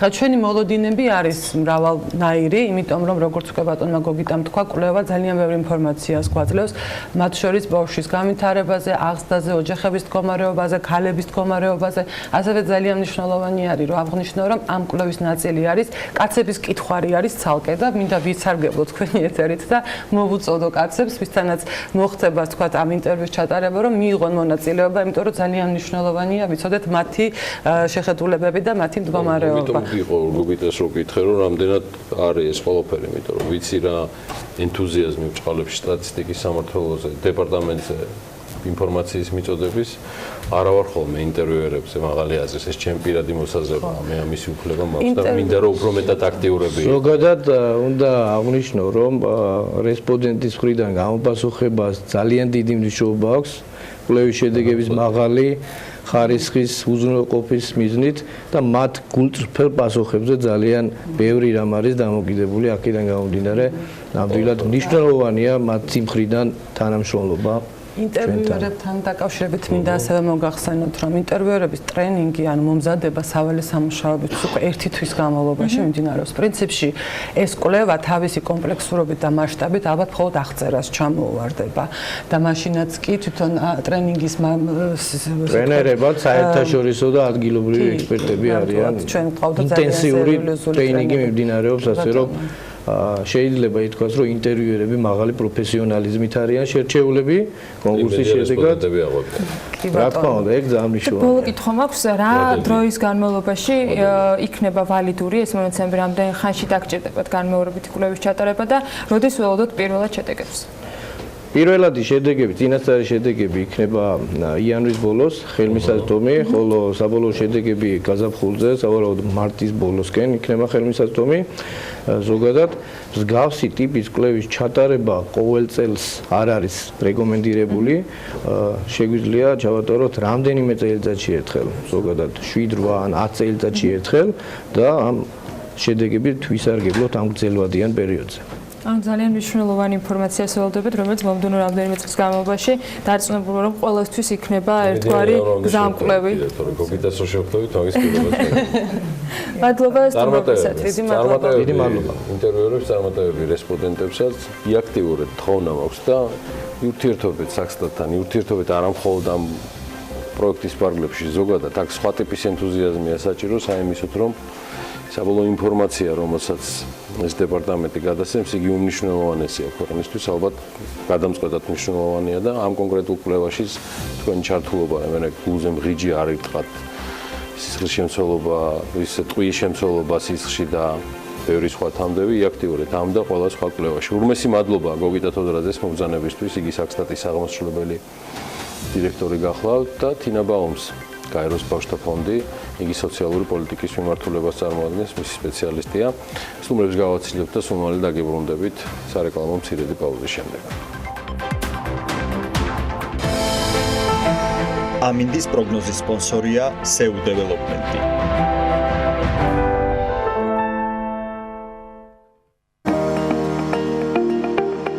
ამინდის პროგნოზის სპონსორია სადაზღვევო კომპანია უნისონი. თავისუფალი დაზღვევა თქვენი სიმშვიდისათვის.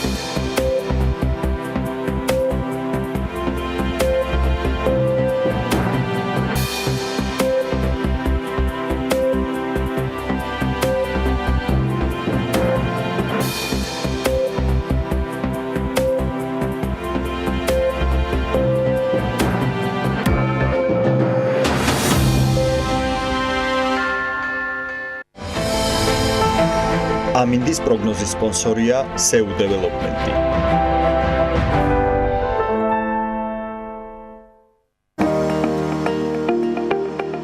ამინდის პროგნოზის სპონსორია სადაზღვევო კომპანია უნისონი. თავისუფალი დაზღვევა თქვენი სიმშვიდისათვის.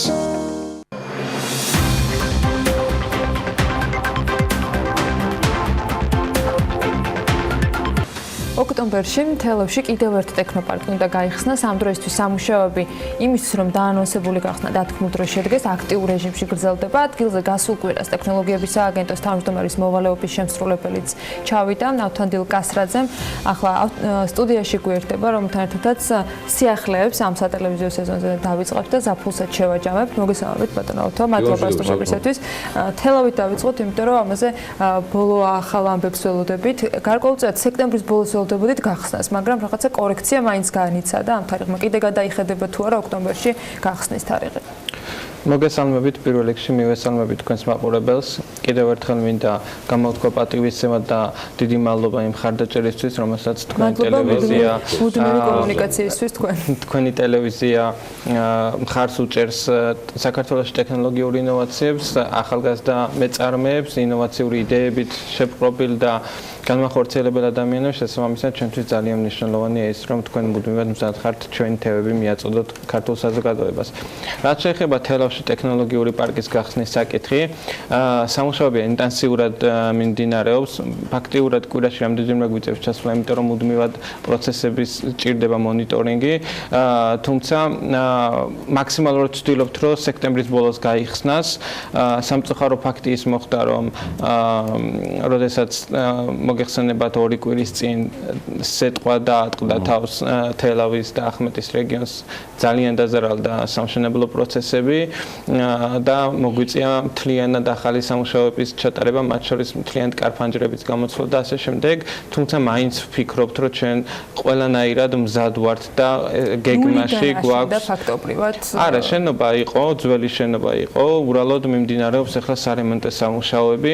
ეს არის ძალიან ცენტრალურ ლოკაციაზე, 900 წლოვან ჭადრის ხის მოპირდაპირე მხარე, ზუსტად შესანიშნავ ადგილზე, როგორც ტურისტული თვალსაზრისით, ისე ახალგაზრდებისთვის, რომ მარტივად მივიდნენ და აქედან გამომდინარე მნიშვნელოვანია, რომ სწორედ იმ თელავის ერთ-ერთ ცენტრალურ ადგილზე ახალგაზრდებს ექნება შესაძლებლობა მიიღონ ის სერვისები, რომელსაც თბილისის და ზუგდიდის ტექნოპარკების თავაზობს ადგილობრივ მოსახლეობას. ასევე მინდა გითხრათ, რომ ჩვენი თვით ამოცანა არ არის უბრალოდ ტექნოპარკები გავხსნათ. ჩვენი ამოცანა არის, რომ იქ საზოგადოება შეიქმნას, საზოგადოება, რომელიც მუშაობს ინოვაციურ იდეებზე და საზოგადოება, რომელიც კონკრეტულ ბიზნეს პროექტებზე მუშაობს. სწორედ ამისთვის ჩვენ ეტაპობრივად ვამზადებთ ქალაქებს იმისთვის, რომ მიიღოს ტექნოპარკი. მაგალითად, არ გავხსნათ ტექნოპარკი და იქ ცარიელი არ იყოს. ეს არის ძალიან მნიშვნელოვანი. ამიტომ ჩვენ გასულ კვირას ვქონდა ინოვაციების და ტექნოლოგიების ბანაკი სწორედ თელავში, სადაც 30 ახალგაზრდა 16-დან 20 წლამდე ასაკის ახალგაზრდა, უმეტესად დამამთავრებელი კლასის მასწავლებლები, სკოლის მასწავლებლები და მათთან ერთად 4 დღიანი მარათონი იყო, სადაც ჩვენ მათ ვეხმარებოდით ინოვაციების და ტექნოლოგიების მიმართულებით, უფრო მეტი ცოდნა მიიღონ და კონკრეტულ პროექტებზე იმუშაონ, თუ როგორ შეიძლება მათი იდეები, იმიტომ რომ იდეები აბსოლუტურად ყველას აწუხებს. რამდენად დამოუკიდებელი არის და რამდენად იქნება მაინც გარკვეულწილად მიბმული თბილისის ტექნოპარკზე, რამდენად აქვთ ავტონომიურობა რეგიონებში ტექნოპარკებს?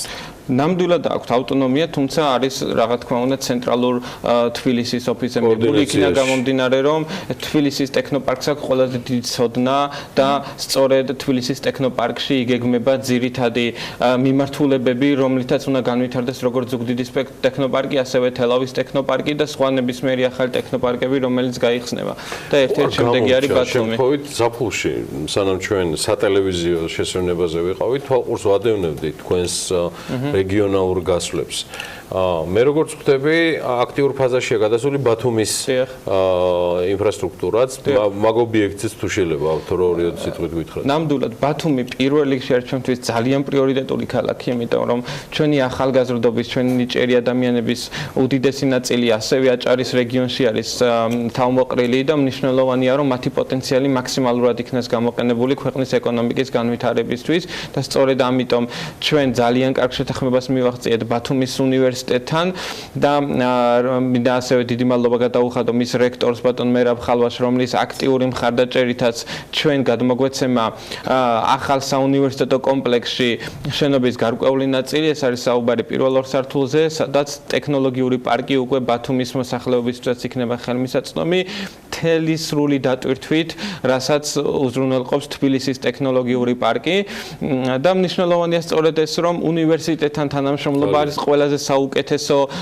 რამ, რაც შეიძლება ჩვენ მივიღოთ, იმიტომ რომ ამ შემთხვევაში გარანტირებული არის რომ სტუდენტების ნაკადი, რომელიც ივლის უნივერსიტეტში, ისინი იქვე მიიღებენ ტექნოპარკის სერვისებს. როგორც ჯიტას ხელმძღვანელთან მაქვს ესეთი კითხვა, რეგიონებში ესეთი გაფართოებით, ერთის მხრივ გარკვეული დეცენტრალიზაციით, საინტერესო კოორდინაციის ქვეშ, ჯიტა ხო არ აპირებს რაიმე დამატებითი ფუნქციის შეთავსებას, ხო არ იგეგმება ასეთი რამ?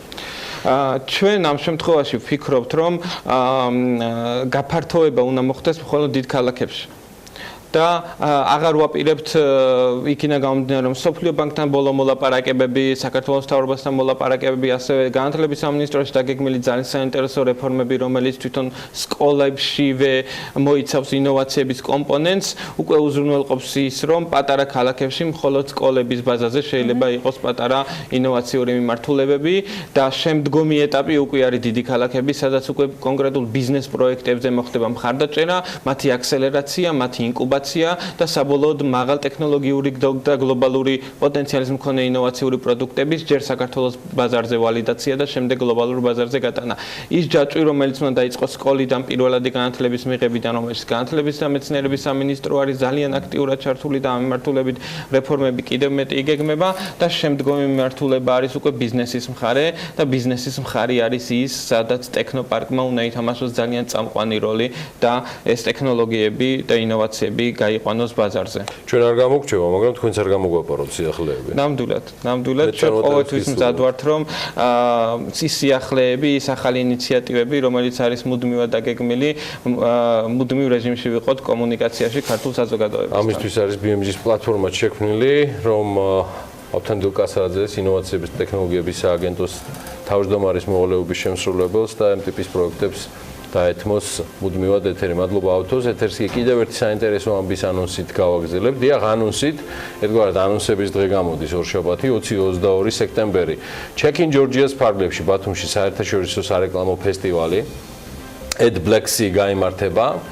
ისე როგორც ბოლო 4 წელიწადია, 3 დღის განმავლობაში ბათუმში მსოფლიოს სხვადასხვა ქვეყნიდან სარეკლამო ინდუსტრიაში წარმატებით მოღვაწე ადამიანები მოიყრიან თავს. Black-ი ფესტივალის ფარგლებში დაინტერესებულ პირებს შესაძლებლობა ექნება დაესწრონ საერთაშორისო დონის სემინარებს, მიიღონ უახლესი ინფორმაცია რეკლამის ინდუსტრიაში არსებული ტენდენციების შესახებ. ის უნდა ელოდონ წელს ამ ფესტივალის მონაწილეობის მსურველები და ერთგვარად იმავე დროს სფეროთი დაინტერესებული ადამიანები.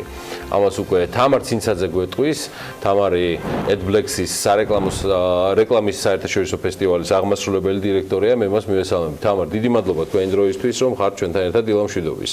დილა მშვიდობის, პირიქით თქვენ დიდი მადლობა. არიშლი თქვენსას, ჩვენს გვახარებთ და მიხარია, რომ ამ ინდუსტრიას არ აკლია ყურადღება და გითხარი დაგვიანონსე თქვენებურად წლევანდელი ამბავი, როგორი იქნება მეოთხე Ed Black-ი.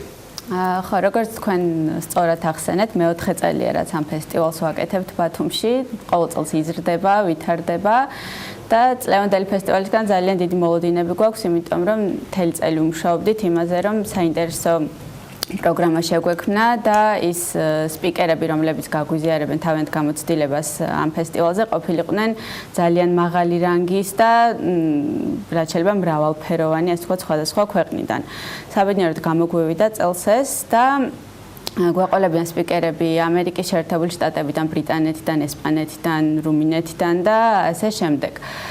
თქვათ სახელები რომ ვახსენოთ, ორწლიანი მოლაპარაკების შედეგად წელს დავითანხმეთ ჯესიკა ვოლში, რომელიც არის ძალიან ცნობილი დიზაინ სტუდიის დამფუძნებელი, ასევე ჯონ პალანტი ბრიტანეთიდან. ეს სახელები ფართო აუდიტორიისთვის შეიძლება ბევრს არაფერს ნიშნავს, მაგრამ მერწმუნეთ, რომ ჩვენი დარგის წარმომადგენლებისთვის ერთ-ერთი აღიარებული ავტორიტეტები არიან. და მათი გამოცდილების გაზიარება და მათი მოსმენა ძალიან წაადგება, ასე ვთქვათ, ჩვენი ინდუსტრიის პროფესიონალებს. წინა წლების გამოცდილებით ინტერესი ნამდვილად ამ ფესტივალს არ აკლდა.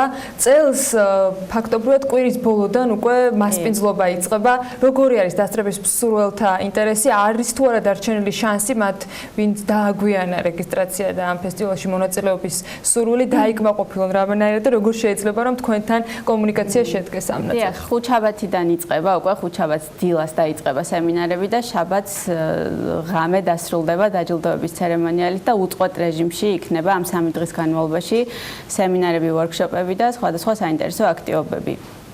ლევანდელი მოლოდინი ჩვენი იყო, რომ ბევრად მეტი სტუმარი გვეყოლებოდა და ეს ასეც არის. ონლაინ გაყიდვა დასწრების ბილეთის ამ დროისთვის დამთავრებული არის და ეს რიცხვი მართლაც გადაჭარბებულია უკვე შარშანდელთან შედარებით. მაგრამ ბილეთები ადგილზეც გაიყიდება, ასე რომ დაგვიანებული არ არსებობს პრინციპში ასე გამოდის. რაც შეეხება ნომინაციებს, რამე ცვლილება ხომ არ არის ფესტივალში, ვინ არიან, რამდენად აქტიურები არიან ნომინანტები საქართველოდან, ის ჩვენს ქვეყანას ცდება ყოველთვის და წელს რომელი ქვეყნები აქტიურობენ სამეზობლოდან ან სხვა რეგიონებიდან? წელსაც როგორც ჩარჩენ გვაქვს 10 სხვადასხვა კატეგორია. ეს კატეგორიები არის თქვათ დიჯიტალ რეკლამა, ინტეგრირებული კამპანიები, დიზაინი, ბრენდინგი და ასე შემდეგ. და 3 სხვადასხვა ჟიური ყავს ამ კატეგორიებისთვის გადანაწილებული. ნამუშევრები გვაქვს მიღებული ბევრი ქვეყნიდან და მათ შორის საქართველოდან, რაც ძალიან სასიხარულოა. ქართულ სააგენტოებს პრინციპში ბრძოლა უწევთ ძალიან მაღალი რანგის სააგენტოებთან, მაგრამ ყოველ წელს ვახერხებთ, რომ ქართული სააგენტოებიც იგებენ ბრინჯაოს, ვერცხლის, ოქროს და ასე ვთქვათ, გრან-პრისაც კი. მოდი გავაკეთოთ ისე, რომ ერთად შევაჯამოთ მეოთხე ფესტივალი, ჩვენი თქვენთან ერთად თამარ გულშემატკივრებად, მიმდევრებად ამ თემისა, ამ ინდუსტრიას მიუხედავად აბსოლუტურად სწორად აღნიშნეთ ქართველების წლის განმავლობაში აქტივობისა და სხვადასხვა შედეგებისა აუცილებლად სჭირდება მათ შორის მეტი სტიმულირება და გვიგულეთ გვერდში AdBlacks-ი ფესტივალის რეკლამის საერთაშორისო აი ამ ფესტივალის აღმასრულებელი დირექტორი იყო ჩვენთან ერთად. მე მადლობას ვუხდი თამარ ცინცაძეს და აუცილებლად ფესტივალის დასრულებისთანავე გვექნება საშუალება ამ სტუდიაში შევაჯამოთ შედეგები. ჩვენ ალბათ გამარჯვებულები, რომელსაც უკვე ხუთშაბათიდან ძალიან მიხარია ის უზარმაზარი აუდიტორია, რომელსაც AdBlacks-ის მესვეურები იკრებენ ყოველ წელს და ცალსახად ქართული სარეკლამო ინდუსტრიის წარმომადგენლებს უსურვებ წელსაც წარმატებებს. ჩვენ გავალთ ახლა მოკლე რეკლამაზე და სულ მალე უკვე სახელმწიფო შესყიდვებში არსებული სიახლეებით და თემებით დაგიბრუნდებით. თემა ქართული ბიზნესისათვის შეღავათების საკითხსაც ეხება. არა მხოლოდ საკანონმდებლო ხელისუფლების წარმომადგენელი, პარლამენტარი ნინო წილოსალი, არამედ თავად სახელმწიფო შესყიდვების სააგენტოს თავმჯდომარის მოადგილე ბატონი კახა დემეტრაშვილი იქნება სულ რამდენიმე წუთში ჩვენი სტუმარი. დაგველოდეთ, დილა საქმიანია, დარჩით ჩვენთან.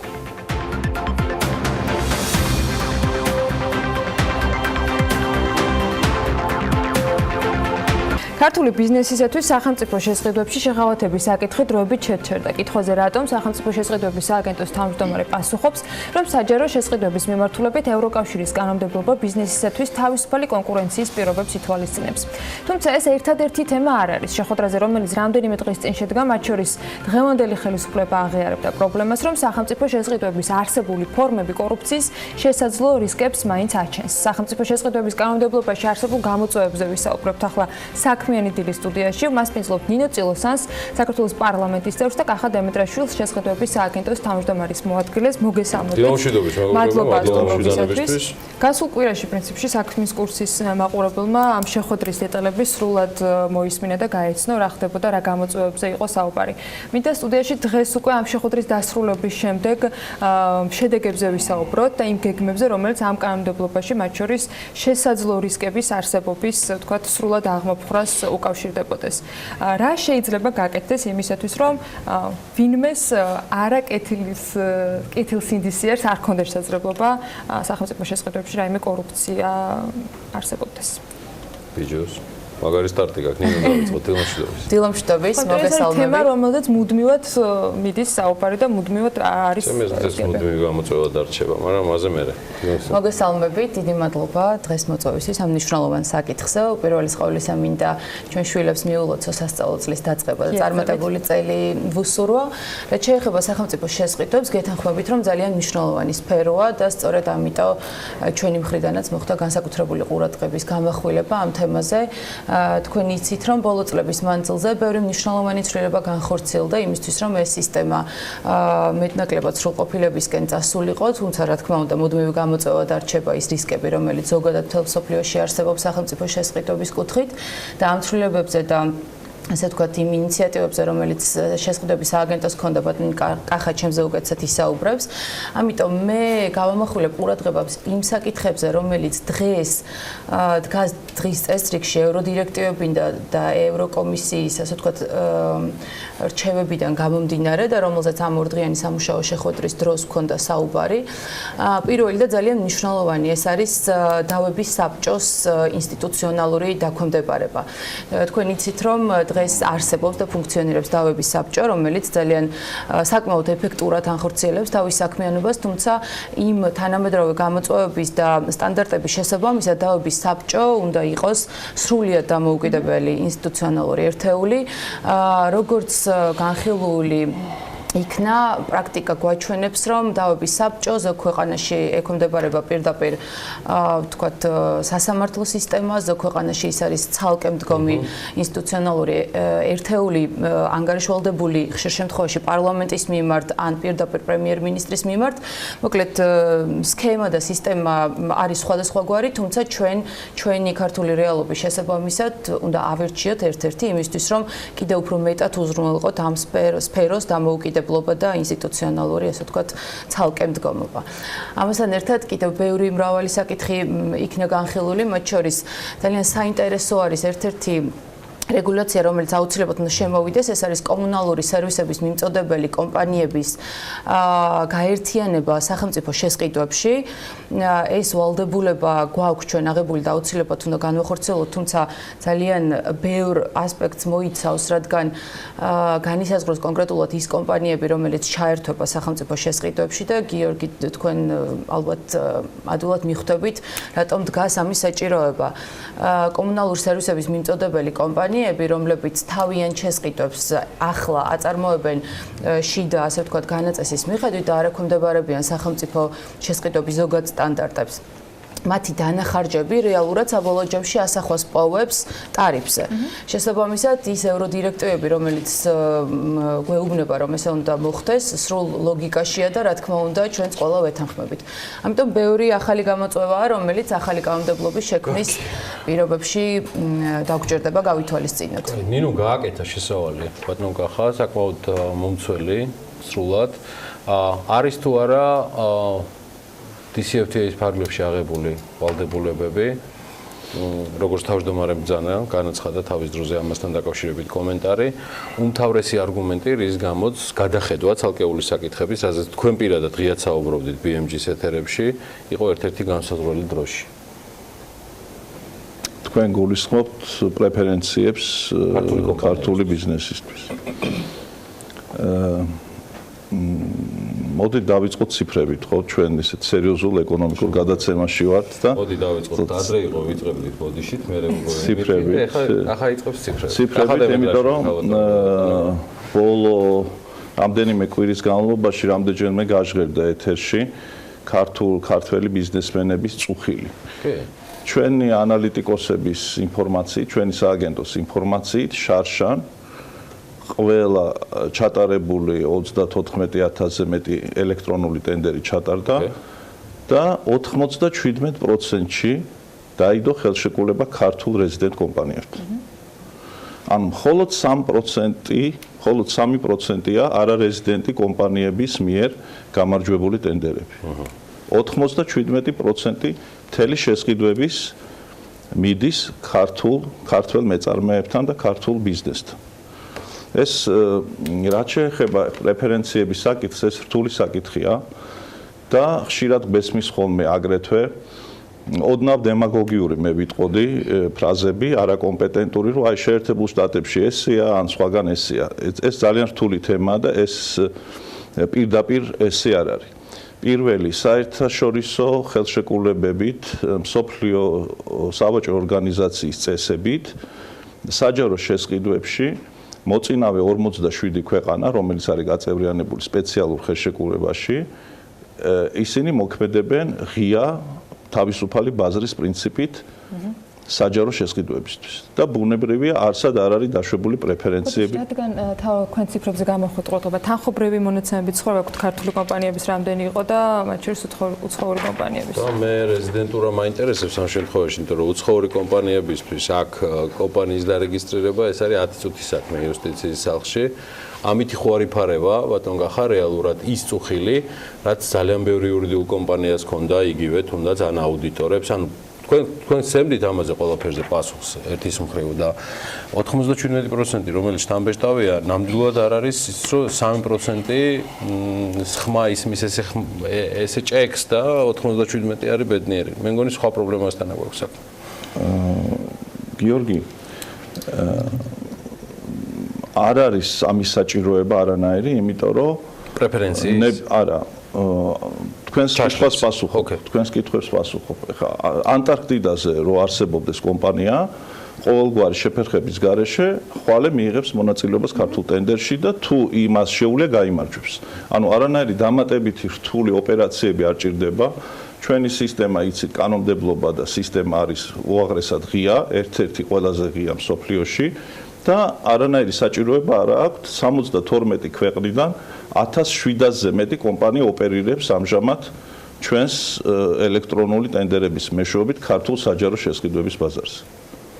ასე რომ ბუნებრივი არ ჭირდებათ მათ რეზიდენტ, რაც შეეხება თანხებს, მხოლოდ 72,325,503 ლარი არის არა საქართველოს 72,325,503 ლარი არა რეზიდენტ კომპანიებზე და 2 მილიარდ ნახევარი არის დარჩენილი ქართულ რეზიდენტ კომპანიებში, საქართველოს რეზიდენტებში, რომლებიც იხდიან აქ გადასახადებს, აქ იხდიან გადასახადებს შესაბამის და ეს თანხა აქ რჩება და მეტწილად ბუნებრივი აქ არის დასაქმებული ადამიანი. შეიძლება დარჩეს გადასახადები და მე ანუ ღია პრინციპიდან გამომდინარე ბაზრის მე ამის პრობლემა ნამდვილად არ მაქვს.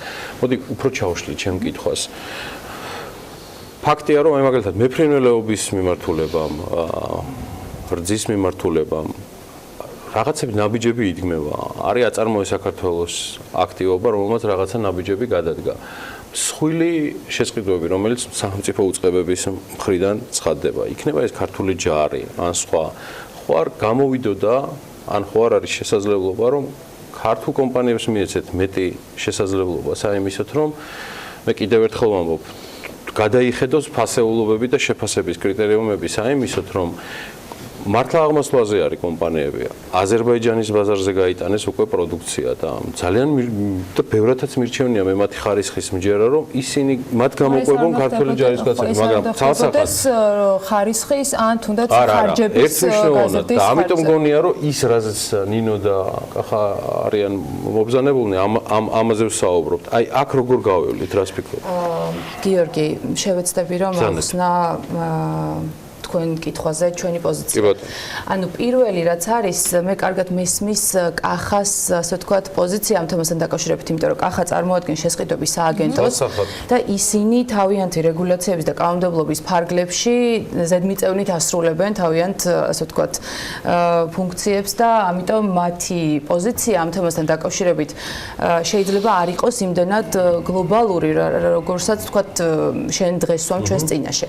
თუმცა, ვთქვათ, ჩვენი როგორც პარლამენტის და ზოგადად ხელისუფლების სტრატეგიული ხედვა ნამდვილად უნდა იყოს და ასევე განცხადებულია მაგალითად ინკლუზიური ეკონომიკა, რაც გულისხმობს, რომ ყველა ვთქვათ ეკონომიკის მონაწილის აქტიურ ჩართულობას ჩვენს ეკონომიკურ პროცესებში.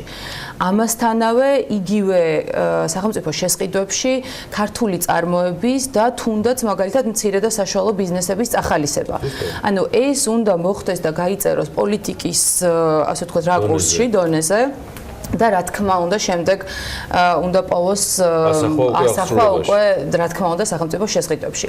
თუმცა კახა ალბათ ასევე იტყვის რომ ჩვენ ვექცევით თავისუფალი ვაჭრობის და იმ ზოგადი რეგულაციების პირობებში რომელიც არსებობს ევროკავშირიდან გამომდინარე და ჩვენ ვერ ვიქნებით რაღაცა პრეფერენციული კონკრეტული თქვათ წარმოებების და ასე შემდეგ დარგების მიმართულებით, მაგრამ ასევე გეტყვით რომ რა თქმა უნდა ყველა აი ამ რეგულაციაში არსებობს გარკვეულწილად გამოსავალი, რომელიც შენს კონკრეტულ ეკონომიკას შეიძლება მოარგო.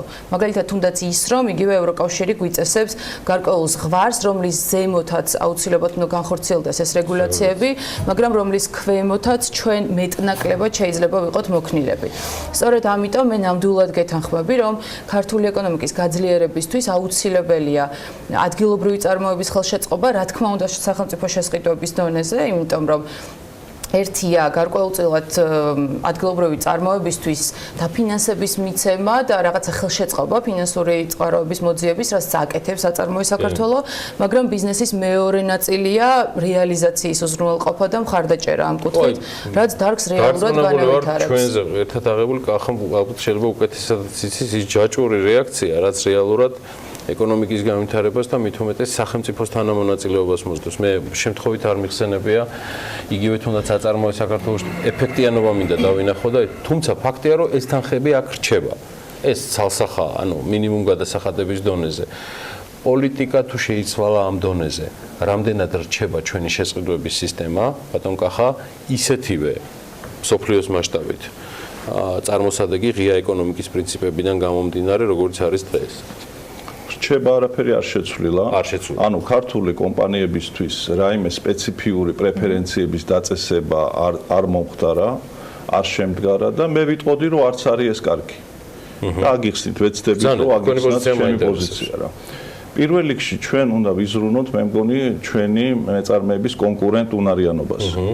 ისინი უნდა გახდნენ კონკურენტუნარიანები. დღეს ქალბატონო ნინო მახსენა სკოლა და მეც რომ მოვდიოდი, ბევრი ლამაზად ჩაცმული ბავშვი ვნახე და ლამაზად გამოპრანჭული მშობლები საზეიმო ხასიათზე ვიდიოდი.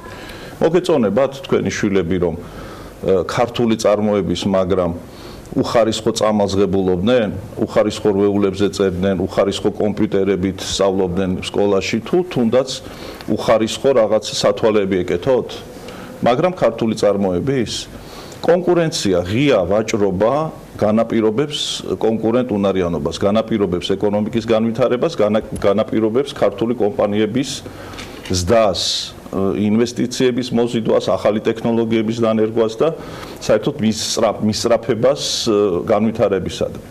მეორე არგუმენტი არის ის, რომ ჩვენ ოპერირებთ, დეკლარირებთ როგორც ღია ეკონომიკის მქონე ქვეყანა და მის ერთ-ერთი სტრატეგიული განვითარების გეზი საგარეო ეკონომიკურ ურთიერთობებში არის მაქსიმალურად მეტ ქვეყანასთან ღია ვაჭრობის, თავისუფალი ვაჭრობის შეთანხმებების ეგრეთ წოდებული FTA-ის დადება. ხო ესეა? ევროკავშირთან უკვე დადებული გვაქვს DCFTA არაფერი არ არის თუ არა free trade agreement-ი. თავისუფალი ვაჭრობის შეთანხმება უბრალოდ უფრო ღრმა. ჩვენ მინდა შევახსენოთ თქვენს მაყურებელს, რომ აგრეთვე 4 სხვა ევროპულ ქვეყანასთან გვაქვს გაფორმებული ღია ვაჭრობის შეთანხმება და აგრეთვე იქ გვაქვს ეს ვალდებულებები აღებული.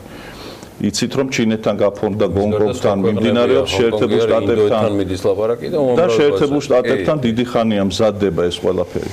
ბუნებრივია საერთოდ აბსურდულიც კი არის აი ამ ღია ვაჭრობის შეთანხმების ფარგლებში გარკვეული მონეტარული ზღვრების ზევით საუბარი რაიმე პრეფერენციებს. ეს არის აკრძალული, მაგრამ პრეფერენციები დასაშვებია, თუმცა არ არის რეკომენდირებული გარკვეული მონეტარულ ზღვრების ქვევით. არა, და მე ზოგადად შეიძლება ეკონომიკაში მაგის მიმდევარიც არ ვიყო, თქვენ იცით ამის შესახებ, თუმცა მეორეს მხრივ აპელირება, რაზე თქვენ ბრძანებთ ბატონ კახა ხარისხზე, მათ შორის იმ ქვეყნების პროდუქციის, რომელიც სუფთად მხარდაჭერილია, იმიტომ რომ მათ ამის საშუალება აქვთ ფინანსური. მათი ექსპორტი მხარდაჭერილია. ძალიან რთულია ქართული პროდუქცია იყოს ამასთან კონკურენციაში. მე ვცდილობ თქვენთან საუბარში, ქალბატონ ნინოსთან საუბარში ვიპოვო ერთგვარად გამოსავალი ოქროს შუალედის აიმისოთ, რომ არ დაირღვეს თავისუფალი ეკონომიკის პრინციპები, მაგრამ მეორეს მხრივ ეს არ ხდებოდეს როგორ არგუმენტზე იცით? ხარისხიანი. ოკეი, ხარისხიანი თუ არის ქართულთან დაკავშირებით, ქართულზე უფრო ხშირად ისმის, თუნდაც იგივე ჩინურ პროდუქციაზე, ხშირად გამიგია თურქულ პროდუქციაზეც. ანუ შეფასების კრიტერიუმები ძალიან სუბიექტური ხო არ არის? გიორგი, შეფასების კრიტერიუმები არის უნივერსალური მსოფლიოში. არ არის მარტო ფასი, უნივერსალური საჯარო შესყიდვებში ჩვენ არ მოგვიგონია ეს ველოსიპედი. დაახლოებით 70-იანი წლებიდან ჩამოყალიბდა ეს დარგი, როგორც პოლიტეკონომიის ერთ-ერთი დარგი. 80-იან წლებში ჩამოყალიბდა პირველი პრინციპები, არსებობს პრინციპები და კრიტერიუმები. ჩვენ პირიქით უერთებით და ვაფართოებთ ამ კრიტერიუმებს, აი ამ დადებითი საუკეთესო დასავლური პრაქტიკით, საუკეთესო საერთაშორისო პრაქტიკით არა, დასავლური პრაქტიკით. არის აზიური პრაქტიკაც საუკეთესო. მე მოდით მე გამოსავალი კიდე ერთ ციფრებით გავაგრძელებ რა საუბარს მოვიტანეთ ციფრები რომ თქვენ როგორც პროფესიონალებმა და თქვენმა მაყურებელმა ამაშია პრობლემა იმაში კი არ არის პრობლემა რომ თქვა წინვალე კომპანია სახკაბელი ზესტაფონის მას მივცეთ პრეფერენციები და ვიყიდოთ მე თქვა უარესი ხარისხის ვიდრე უკრაინული თუ სხვა პრობლემა არის იმაში რომ ამ ქვეყანაში მოგეხსენებათ ჩემზე კარგად არის თითქმის 9 მილიონი მეწარმე კომპანია მეწარმე სუბიექტი, ვისაც შეუძლია პოტენციურად მიიღოს მონაწილეობა საჯარო შესყიდვებში. ეს არის გიგანტური თანხები ბიუჯეტის, შარშან წინ იყო 4 მილიარდი და შარშან 3 მილიარდ 700 მილიონი და მხოლოდ ამ 9 მილიონი მეწარმედან 37,000-ზე მეტი არის დარეგისტრირებული სისტემაში. ამას მინუს 1700 უცხოელი 36 კომპანიიდან მხოლოდ 21% აქტიურობს 7960 ორგანიზაციას ოდესმე 17 წელს მიუღია თუნდაც ვაჭრობაში მონაწილეობა 21% თითქმის 80% აი ამ 36000-დან 500000-დან კი არა 500000-დან იქნება ნოლედია მეწარმე 500000-დან გამოვა ალბათ 1%-იც არ გამოდის 20% თუნდაც ცდელობა აქვს რომ მიიღოს მონაწილეობა ვაჭრობაში ან 80% არის ინერტული. ხო, თუმცა ანუ აქ მეორე პრობლემას ვაწყდებით, ანუ კითხვა ისმის რატომ არის 인ერტული. ანუ რაღაცას ისე ხო არ ვაკეთებთ, რაც ან ხომ არ ვაკლებთ იმისთვის რომ ბიზნესი ჩაერთოს სახელმწიფო შესყიდვებში. ანუ ეს არის რა თქმა უნდა გამოწვევა, თუნდაც ის რომ ერთ პრეტენდენტიანი ტენდერი, ანუ რაღაცა უნდობლობას ხომ არ იწვევს. თუმცა მე ამას აპრიორი არ ვაცხადებ. უბრალოდ აი ამ ციფრებს რა თქმა უნდა ჭირდება კვლევა, რატომ ხდება ესე. იმიტომ რომ და ამაზე ფაქტია თქვენ უკვე დაიწყეთ პარლამენტში აქტიურად ფიქრი. ნამდვილად. ეძებთ ამ ოქროშუალეს ნინო თქვენ და თქვენი კოლეგები.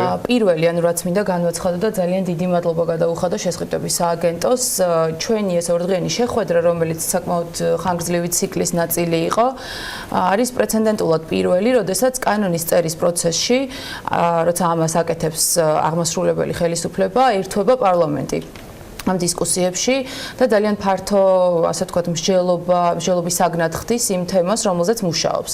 მე დარწმუნებული ვარ, რომ ამ პროცესის ბოლოს ჩვენ მივიღებთ ძალიან კარგად შეჯერებულ იმ სამუშაო კანონ პროექტს, რომელიც საბოლოო ჯამში შემოვა პარლამენტში და კიდევ ერთ დამატებით მსხვილ ფილტრს გაივლის იმისთვის, რომ მივიღოთ თანამედროვე სტანდარტების და რაც მთავარია, ჩვენი ქვეყნის რეალობისთვის მორგებული სახელმწიფო შესყიდვები. ანუ ისევ დაუბრუნდები ქართული კომპანიების პრეფერენციას და ბატონმა მახსენა რომ ჩვენმა შვილებმა არ გვინდა რომ თქვა უხარისხო რაღაც ტანისამოსში იარონ. თუმცა ასევე ბავშვებთან გავაკეთებ შედარებას ანუ 2 წლის ბავშვს ჩვენ ვერ შევაჯიბრებთ 10 წლის ბავშვთან სირბილში, რადგან მან უნდა ისწავლოს და ასე ვთქვათ, აიდგას ფეხი. სწორედ ამიტომ საუბრობთ ქართული წარმოების ხელშეწყობაზე, რომელიც იმ განვითარებული ქვეყნების თავის დროზე სტრატეგია იყო, რომელსაც ეხლა ჩვენ ვედრებით. და რაღაც ამ მომენტის გადახტომა და პირდაპირ დაერთება აი იმ დიდ ნაკადთან, რომელიც არსებობს, მე ვფიქრობ, რომ შეიძლება არ იყოს იმდანაც ეფექტური და აუცილებლად მოსაძებნია გამოსავალი, რომელიც გააძლიერებს ადგილობრივ წარმოებას.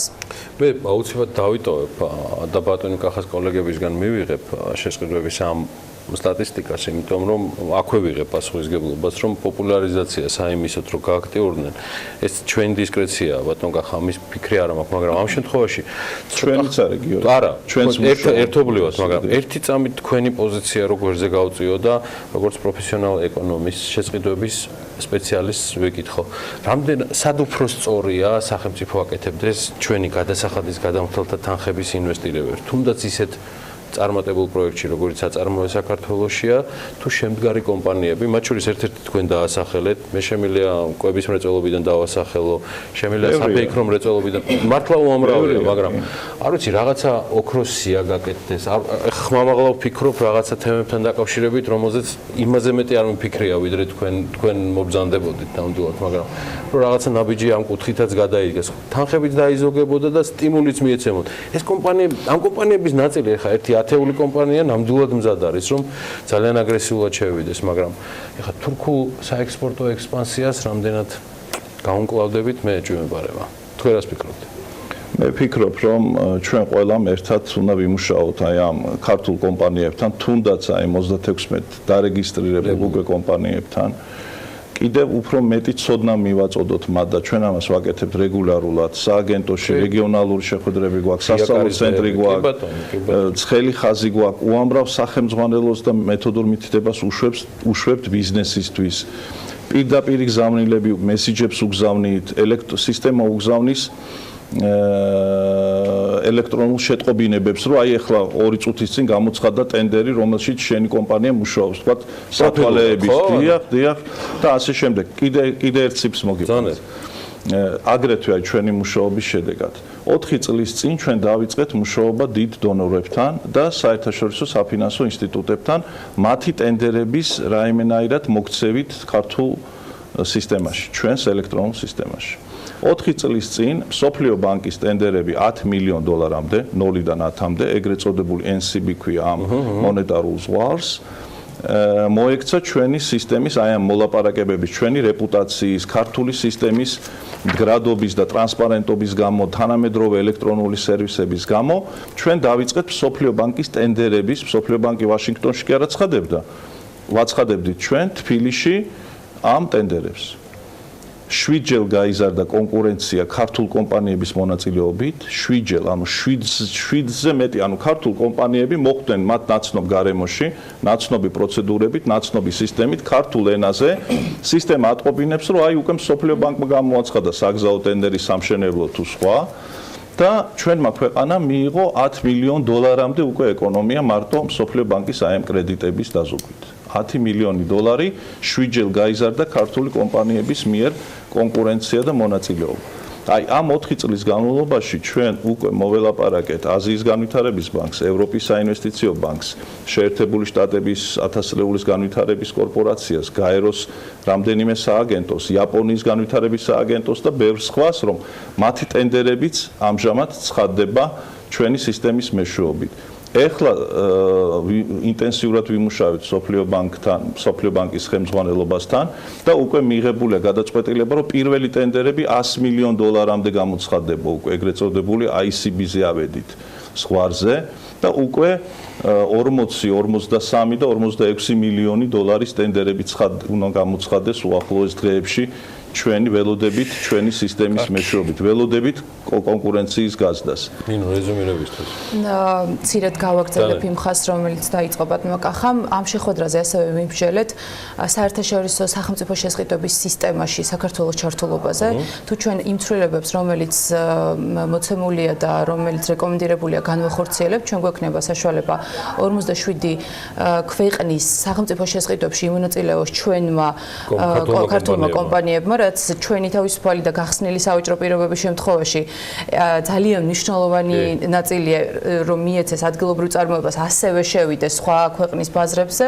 ამიტომ ცვლილებები, რომელზეც შესყიდვების სააგენტოსთან და აღმასრულებელ ხელისუფლებასთან ერთად მსჯელობთ და ასე ვთქვათ, მუშაობთ, არის ძალიან მნიშვნელოვანი და კიდევ ერთხელ მინდა გავიმეორო, რომ განცხადებული ის ინკლუზიური ეკონომიკა, სამართლიანი ეკონომიკის თამაშის წესები და ასე შემდეგ ითვალისწინებს იმ ასე ვთქვათ, გულის ტკივილს, რომელზეც ჩვენ ახლა ვისაუბრეთ, ადგილობრივი წარმოების ხელშეწყობა, განვითარება და მე დარწმუნებული ვარ, რომ საბოლოო შედეგი ნამდვილად გვექნება. ძალიან კარგია, BMG-ის ფორმატია, მე მომწონს სახელმწიფო შესყიდვების ერთ-ერთი ხელმძღვანელის ბატონი კახა დემეტრაშვილის პოზიცია. მომწონს ის პოზიცია, რომელსაც აზღერებს ნინო წილოსანი და მომწონს მსჯელობა ამ თემაზე, იმიტომ რომ ეს მიდის მთავარისკენ, რომ გაძლიერდეს ქართული კერძო სექტორი და გაძლიერდეს ქართული ეკონომიკა. გავაგრძელოთ ამ თემაზე საუბარი და აქ არ არის ეშმაკების ან ალქაჯების დევნაზე საუბარი, ჩვენ მივდივართ რაღაცა უკეთესი გადაწყვეტილებისკენ და ეს ფორმატი ცალსახად საინტერესოა, როგორც არ უნდა ფიქრობდეს აღმასრულებელი ხელისუფლება, საკანონმდებლო თუ მედია. მადლობა ძალიან საინტერესო თემის წამოწევისთვის, ძალიან კარგი ინსპირაციაა ეს თემა ჩვენი მომავალი დაგეგმვისთვის. ამბობისთვის, რომელიც დაანონსდა და დარწმუნებულია, რომ მივადევნებ თვალს. თუმცა სკოლის თემას ვერ ვუვლით გველს, ვიდრე რეკლამაზე გავალთ. მოლუდნელი საჩუქარი მიიღეს პირველ კლასელებმა და თათია ჩაფიჩაძე, რომელიც 21 სკოლიდან გვერდებოდა, ამ ყველაფრის შემწრე აღმოჩნდა შესაბამისად. საქმიანი დილის მაყურებელს ესეც უნდა გაუზიაროთ, ბეკომ ახალი სასწავლო წლის დაწყებასთან დაკავშირებით პირველ კლასელებს სხვადასხვა საჩუქარი გადასცა სასკოლო ინვენტარის დარიგების პროცესის თბილისის და რეგიონების სკოლებში კი ჯერ ისევ გრძელდება. რომ მხოლოდ ერთი შემთხვევა არ არის. ერთ-ერთ ასეთ სკოლაში საქმიანი დილის გუნდი იმყოფებოდა და ახლა მოდით მოკლე სიუჟეტი ვნახოთ ამბავზე. ახალი სასწავლო წლის დაწყებასთან დაკავშირებით ბეკომ პირველ კლასელებს განსაკუთრებული სასკოლო საჩუქარი მოუმზადა. თბილისისა და რეგიონების სხვადასხვა სკოლებში მისულ 500 პირველ კლასელს უამრავ სიახლესთან ერთად ბეკოს სასკოლო ჩანთები და სასაჩუქრე ნაკრებები დაურიგდათ. პირველ რიგში ულოცავ სასწავლო წლის დაწყებას ყველა პირველ კლასელს, მასწავლებლებს და ასევე მშობლებს და კომპანია ბეკომ გადაწყვიტა, რომ პატარა სასკოლო საჩუქარი მოემზადებინა პირველ კლასელებისთვის, კერძოდ ჩუქნით სასკოლო ჩანთებს და საკანცელარიო მასალას. აღნიშნული ღონისძიება არ განხორციელებულა მხოლოდ თბილისში, ჯამში 500 პირველ კლასელი გავახარეთ, მათ შორის არის რეგიონების სკოლები და ბუნებრივია თბილისი. ერთ-ერთი სკოლა, სადაც საჩუქრების გადაცემის პროცესი ამ წუთებშიც მიმდინარეობს, თბილისის 20.000 საჯარო სკოლა. სკოლაში დარეგისტრირებულმა ყველა მოსწავლემ ახალ სახელმძღვანელოებთან და პერსონალურ კომპიუტერებთან ერთად ბეკოს მიერ მომზადებული საჩუქრებიც მიიღეს. გარდა ამისა, აღსანიშნავია, რომ სექტემბერში სასწავლო წლის დაწყებასთან დაკავშირებით ბეკოს მაღაზიათა ქსელში განსაკუთრებული შემოთავაზებები გავრცელდება სხვადასხვა ბრენდის smartphone-ებსა და ნოუთბუქებზე. ულოცავ სასწავლო წლის დაწყებას მოსწავლეებს, განსაკუთრებით მინდა მიულოცო პირველ კლასელებს, მათთვის მნიშვნელოვანი დღე, პედაგოგებს და მშობლებს. უსურვებ წარმატებულ, მშვიდობიან და ნაყოფიერ სასწავლო წელს. მადლობა კომპანია ბეკოს, პირველ კლასელებს გაულამაზა მათთვის მნიშვნელოვანი დღე, ინვენტარით და ჩანთებით. საქართველოში მოღვაწეობის 20 წლის განმავლობაში ბეკო არაერთი სოციალური პროექტის ავტორია. 2018 წელს კომპანიამ საფეხბურთო კლუბ ბარსელონასთან ერთად გლობალური კამპანია იკვებე ჩემპიონივით წამოიწყო, რომლის მიზანი ბავშვებში ჭარბი წონის დამარცხებაა. კამპანიის ფარგლებში ბარსელონას ფეხბურთელები ბავშვებს ჯანსაღი კვებისკენ მოუწოდებენ.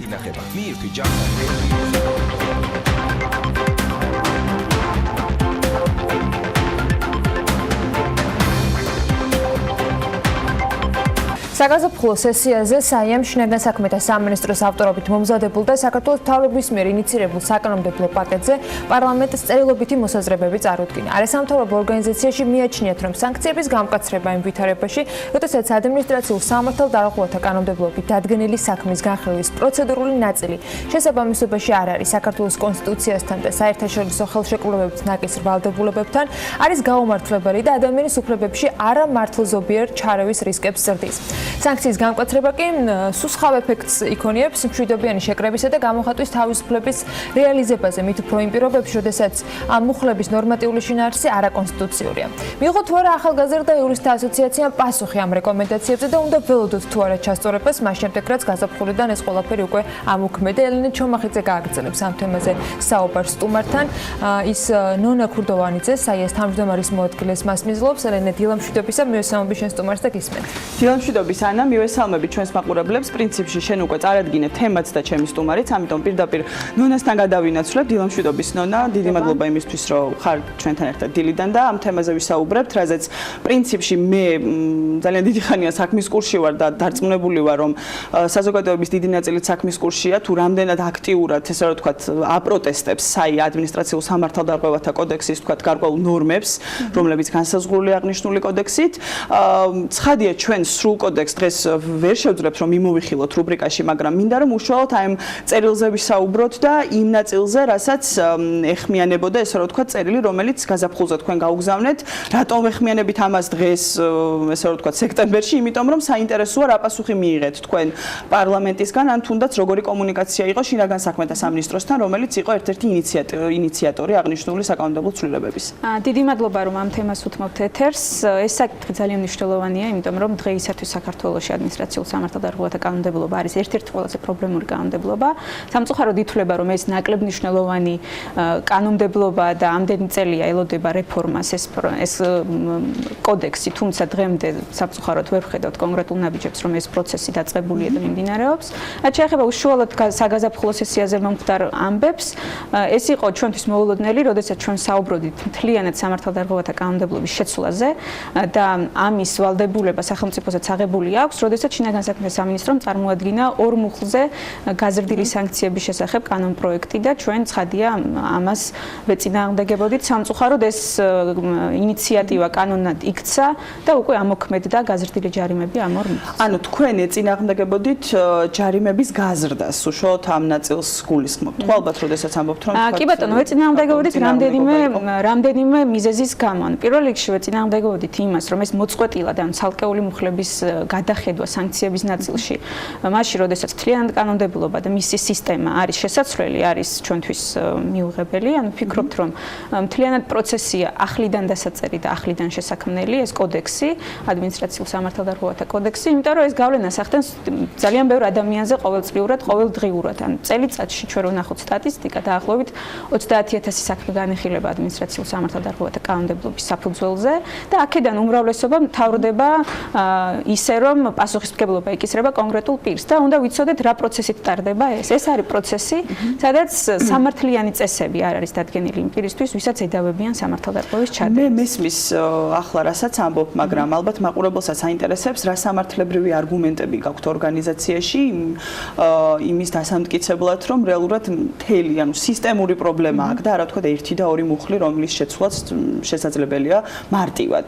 ანუ აი სად არის მთავარი პრობლემა, ეს ფუნდამენტური ხარვეზები? კი ბატონო, გეტყვით. ან პრინციპში ჩვენ აქ დასამტკიცებელი მთავრობისთვის, რომ შესაძლებელია არ გვაქვს, იმიტომ რომ ისინი აღიარებენ, რომ ეს ასეა. ყველა სამოქმედო გეგმაში, რომელიც მიღებული აქვს სახელმწიფოს ადამიანის უფლებების კუთხით, ყველგან წერია, რომ ეს კოდექსი არის გადასახედი და საერთაშორისო სტანდარტებთან შესაბამისობაში მოსაყვანი. ასევე ადამიანის უფლებათა ევროპულ სასამართლოში წაგებული აქვს ქვეყანას საქმეები, სადაც მსგავსი პრობლემები იყო ნაჩვენები საქმეებში და აღებული აქვს ვალდებულება, რომ ამ კანონმდებლობას შეცვლის. ანუ ეს რომ კანონმდებლობა შესაძლებელია, აღიარებულია ყველას მიერ, ან მთავრობის მიერ. უბრალოდ რატოა შესაძლებელი? ეს არის მნიშვნელოვანი. შესაძლებელია იმიტომ, როგორც თქვი, ან პროცედურა, ეს კოდექსი განსაზღვრავს ერთის მხრივ იმას, რა ითვლება სამართალდარღვევად და ასევე როგორ უნდა მოხდეს ამ საქმეების განხილვა. მთავარი პრობლემა არის როგორ უნდა მოხდეს ამ საქმეების განხილვა. ეს არის ან პროცედურული გარანტიები ამ კანონმდებლობაში არის იმდენად მწირი, რომ ადამიანი, ვისაც ედავებიან სამართალდარღვევის ჩადენას, ვერ შეძლებს დაამტკიცოს, რომ ის არ არის სამართალდამტკიცებელი. აი მე ესეთი კითხვა გამიჩნდა, თქვა, აღნიშნული ნორმები უფრო პრევენციული ხასიათის არის თუ სადამსჯელო და მხოლოდ ეს დატვირთვა აქვს, იმიტომ რომ ჩვენ ვიცით, რომ შესაძლოა თქვა გარკვეულ სანქციებს ითვალისწინებს, ეს პრევენციისთვისაც არის, ესე რომ თქვა გამიზნული. ანუ აი ჰუმანურობის ნაწილში როგორ არის აღნიშნული კოდექსი ესე. პრინციპში ითვლება, რომ ადმინისტრაციულ სამართალდარღვევათა კოდექსი მცირე მნიშვნელობის დარღვევებს არეგულირებს, მაგრამ მისი სანქციები საკმაოდ მკაცრია. იმათ შორის არის ადმინისტრაციული პატიმრობა, რომელიც ერთ-ერთი ყველაზე მკაცრი სანქციაა. ეს იწვევს თავისუფლების შეზღუდვას მაქსიმუმ 15 დღის ვადით, რაც დადგენილია დღეისათვის არსებული ჩანაწერით, რაც მოითხოვს იმას, რომ ეს პროცესი, ანუ თუ ადამიანს ემუქრება 15 დღით პატიმრობა, მას უნდა კონდეს, ამას ამბობს კონსტიტუცია და საერთაშორისო ვალდებულება, მას უნდა კონდეს იმის გარანტია, რომ შეძლოს პროცესის დროს, ან სასამართლოში საქმის განხილვისას, კონდეს უფლებების დაცვის შესაძლებლობა. დღეს ეს უფლებები ეს არ აქვს. მაგალითად არის ესეთი ვითარება, რომ როდესაც პოლიცია ფიქრობს, რომ კონკრეტულმა პირმა ჩაიდინა სამართალდარღვევა, ის ადგენს სამართალდარღვევის ოქმს, წარადგენს სასამართლოში, პროცესზე გამოვა თვითონ პოლიციელი, კიდე შეიძლება სხვა პოლიციელიც გამოვიდეს, ისინი ამბობენ, რომ სამართალდარღვევა მოხდა, სხვა მტკიცებულება საქმეში არ არის, მაგრამ ეს სასამართლოსთვის ითვლება საკმარისად. ანუ სასამართლო ბევრ საქმეში, მათ შორის 12 მაისის აქციების დროს განვითარებული მოვლენებით შეგვიძლია გავიხსენოთ, ერთ-ერთი ყველაზე ბოლო იყო. სასამართლო ამბობს, რომ თუ პოლიციელის მიერ შედგენილი ოქმი სახეზე მაქვს, თუ პოლიციელი ამბობს, რომ სამართალდარღვევა მოხდა, ჩემთვის ეს საკმარისია, რომ დავიჯერო, რომ სამართალდარღვევა მოხდა. ანუ რასაც შენ ამბობ, ეს არის უხეში დარღვევა საქართველოს კონსტიტუციასთან მოდის პირდაპირ წინააღმდეგობაში. ეს ყველაფერი დარწმუნებული ვარ, შენ გარდა და თქვა ორგანიზაციის სხვა წევრების გარდა, ძალიან ბევრმა ადამიანმა იცის, მათ შორის სახელმწიფოებში, როგორიც არის თუნდაც შინაგან საქმეთა სამინისტრო და სხვადასხვა, ესე ვთქვათ, პასუხისმგებელი ორგანოები. აუცილებლად დასრულებამდე მინდა რომ მკითხო, აი კომუნიკაცია, რომელიც იყო, თქვა საკანონმდებლო ორგანოსთან ან შინაგან საქმეთა სამინისტროსთან, რა რეაქცია მოყვა ჩვენ არ ვახსენეთ, ესე რომ ვთქვათ, გაზაფხული, იმიტომ ვახსენეთ, რომ რეალურად მას შემდეგ გავიდა ძალიან ბევრი დრო და ეს გვაინტერესებს სწორედ რა შედეგები. კი ბატონო, ეს ცვლილება შევიდა სამწუხაროდ ძალაში, გაიზარდა სანქციები ძალიან, ანუ თუ იყო მაგალითად 173 მოხდა პოლიციის კანონიერი მოთხოვნისადმი დაუმორჩილებელობაზე მაქსიმუმ 2000 ლარიანი ჯარიმა, ეს მაქსიმუმ 4000 გახდა დღეისათვის. 2000-დან 4000-მდეა, მაშინ იყო 250-დან 2000-მდე. შინაგან საქმის სამინისტრო ჩვენ ვესწრებოდით საპარლამენტო კომიტეტებზე ამ კანონ პროექტის განხილვას, რა თქმა უნდა, ზეპირადად წარმოვადგენდით ჩვენს არგუმენტებს. სამწუხაროდ არც კომიტეტებმა და საბოლოო ჯამში პარლამენტარებმა, ვინც მიიღო დაუჭირა მხარი ამ პროცესს, არ გაიზიარა ჩვენი არგუმენტები. ისინი ფიქრობენ, რომ იმდენად მინიმალური იყო შინაგან საქმის სამინისტროს პოზიცია ესეთია, რომ იმდენად მინიმალური იყო სანქციები, რომ ადამიანები პოლიციელებს უხეშად ექცეოდნენ, არ ემორჩილებოდნენ და ეს იყო მნიშვნელოვანი ამ სანქციების გაზრდა, რასაც ჩვენ ცხადია არ ვიზიარებთ. ეს დამოკიდებულება მათ შორის პოლიციელთა მიმართ უარყოფით რაც შეიძლება კონდეს მოქალაქეებს გამოწვეულია სწორედ იმიტომ, რომ ისინი ხედავენ, რომ ტყუილად შეიძლება იყვნენ დაკავებულები, ტყუილად გაატარონ არაფრის გულისთვის გაატარონ დროებით მოთავსების იზოლატორში მთელი ღამე და სასამართლომაც ისინი შემდეგ დააჯარიმოს ამ პატიმრობას. ნონა, სანამ დავასრულებთ ერთიც მინდა კითხო და ამით პრინციპში მორჩებით დღეს ხუთი საკონსტიტუციო სარჩელი, რომელიც სწორედ ამ ადმინისტრაციულ სამართალდარღვევათა კოდექსიდან გამომდინარე, გარკვეულ დარღვევებთან დაკავშირებით, ანუ ეხმიანება ამ დარღვევებს და თქვენ მიმართეთ ორგანიზაციამ საკონსტიტუციო სასამართლოს. რა ეტაპზე აღნიშნული ხუთი სარჩელი და რომელია, თქვათ, რომელი მიიღო უკვე წარმოებაში სასამართლომ და კი ბატონო, ჩვენ შეტანილი გვაქვს, როგორც თქვით, ხუთი სარჩელი საკონსტიტუციო სასამართლოში კიდევ ამზადებთ დამატებით ერთს. ეს მიემართება კონკრეტულ მუხლებს. მაგალითად, ჩვენ გასაჩივრებული გვაქვს 166 მუხლის წვრილმანი ხულიგნობის მუხლია. ვფიქრობთ, რომ ის გამოხატვის თავისუფლებას ეწინააღმდეგება ის განმარტებები, რასაც სასამართლო აკეთებს ამ მუხლთან მიმართებით და ამ საქმეების ნაწილი უკვე მიღებულია წარმოებაში და ველოდებით გადაწყვეტილებას. ნაწილზე ჯერ ეს საკითხია გასავლელი, ანუ დასაშვებების საკითხია გასავლელი და რაც შეეხება კიდევ ერთ საქმეს, რომელსაც შევიტანთ, ვფიქრობთ, რომ ამას უკვე უახლოეს პერიოდში შევიტანთ და ეს სარჩელი იქნება პროცედურულ ნაწილთან დაკავშირებით. ძალიან დიდი მადლობა ნონა იმისთვის, რომ იყავით ჩვენთან ერთად დილიდან. საიას თავმჯდომარის მოადგილე ნონა ქორდოვანიძე გსტუმრობდა დღეს და ვსაუბრობდით ადმინისტრაციულ სამართალდარღვევათა კოდექსზე და იმ შენიშვნებზე, რომელიც ჯერ კიდევ გაზაფხულზე ქონდა ორგანიზაციას აღნიშნულ კოდექსთან დაკავშირებით და ცვლილებებთან, რომელიც უნდა შევიდეს აღნიშნული მიმართულებით. ასევე, როგორც ნონამაც ახსენა, არის მომზადებული საკონსტიტუციო სარჩელები, რომლებსაც უწყება განიხილავს ზოგი ისე მოლოდინის რეჟიმში, ამიტომ აუცილებლად ჩვენ მივყვებით ამ პროცესებს და ცხადია შემდეგ გამოშვებებშიც შემოგთავაზებთ, ასე რომ ვთქვათ, განახლებულ ინფორმაციას აღნიშნულ საკითხთან დაკავშირებით. მადლობა ელენეს და მის სტუმარს ნონა ქურდოვანიძეს, საიას თავმჯდომარის მოადგილეს მასპინძლობდით საქმიანი დილის ეთერის ბოლო ბლოკში და ამით ეთერს ვასრულებთ. მე ბედნიერი დღე მინდა უსურვო ყველას, პირველ კლასელებს განსაკუთრებით და ყველა მოსწავლეს, რომელიც ამ სასწავლო წელს ხსნის. ჩვენ კიდევ ერთხელ დავუბრუნდებით, რა თქმა უნდა, ამ თემასთან დაკავშირებით. სულ რამდენიმე წუთში ქალების ნარატივი დაიწყება და წარმატებას უსურვებ წამყვანს, რომელიც დამოუკიდებელ ეთერში დღეს პირველად იქნება. ნინია მაჭარაშვილი შემოგვიერთდება ქალების ნარატივით რამდენიმე წუთში, იქამდე ტელეპირველის ეთერში ახალი ამბების დრო დგება და მხოლოდ ის გადამრჩენია, რომ ბედნიერი დღე გისურვოთ. ხვალ შეხვდებით ერთმანეთს უსტატოაზე.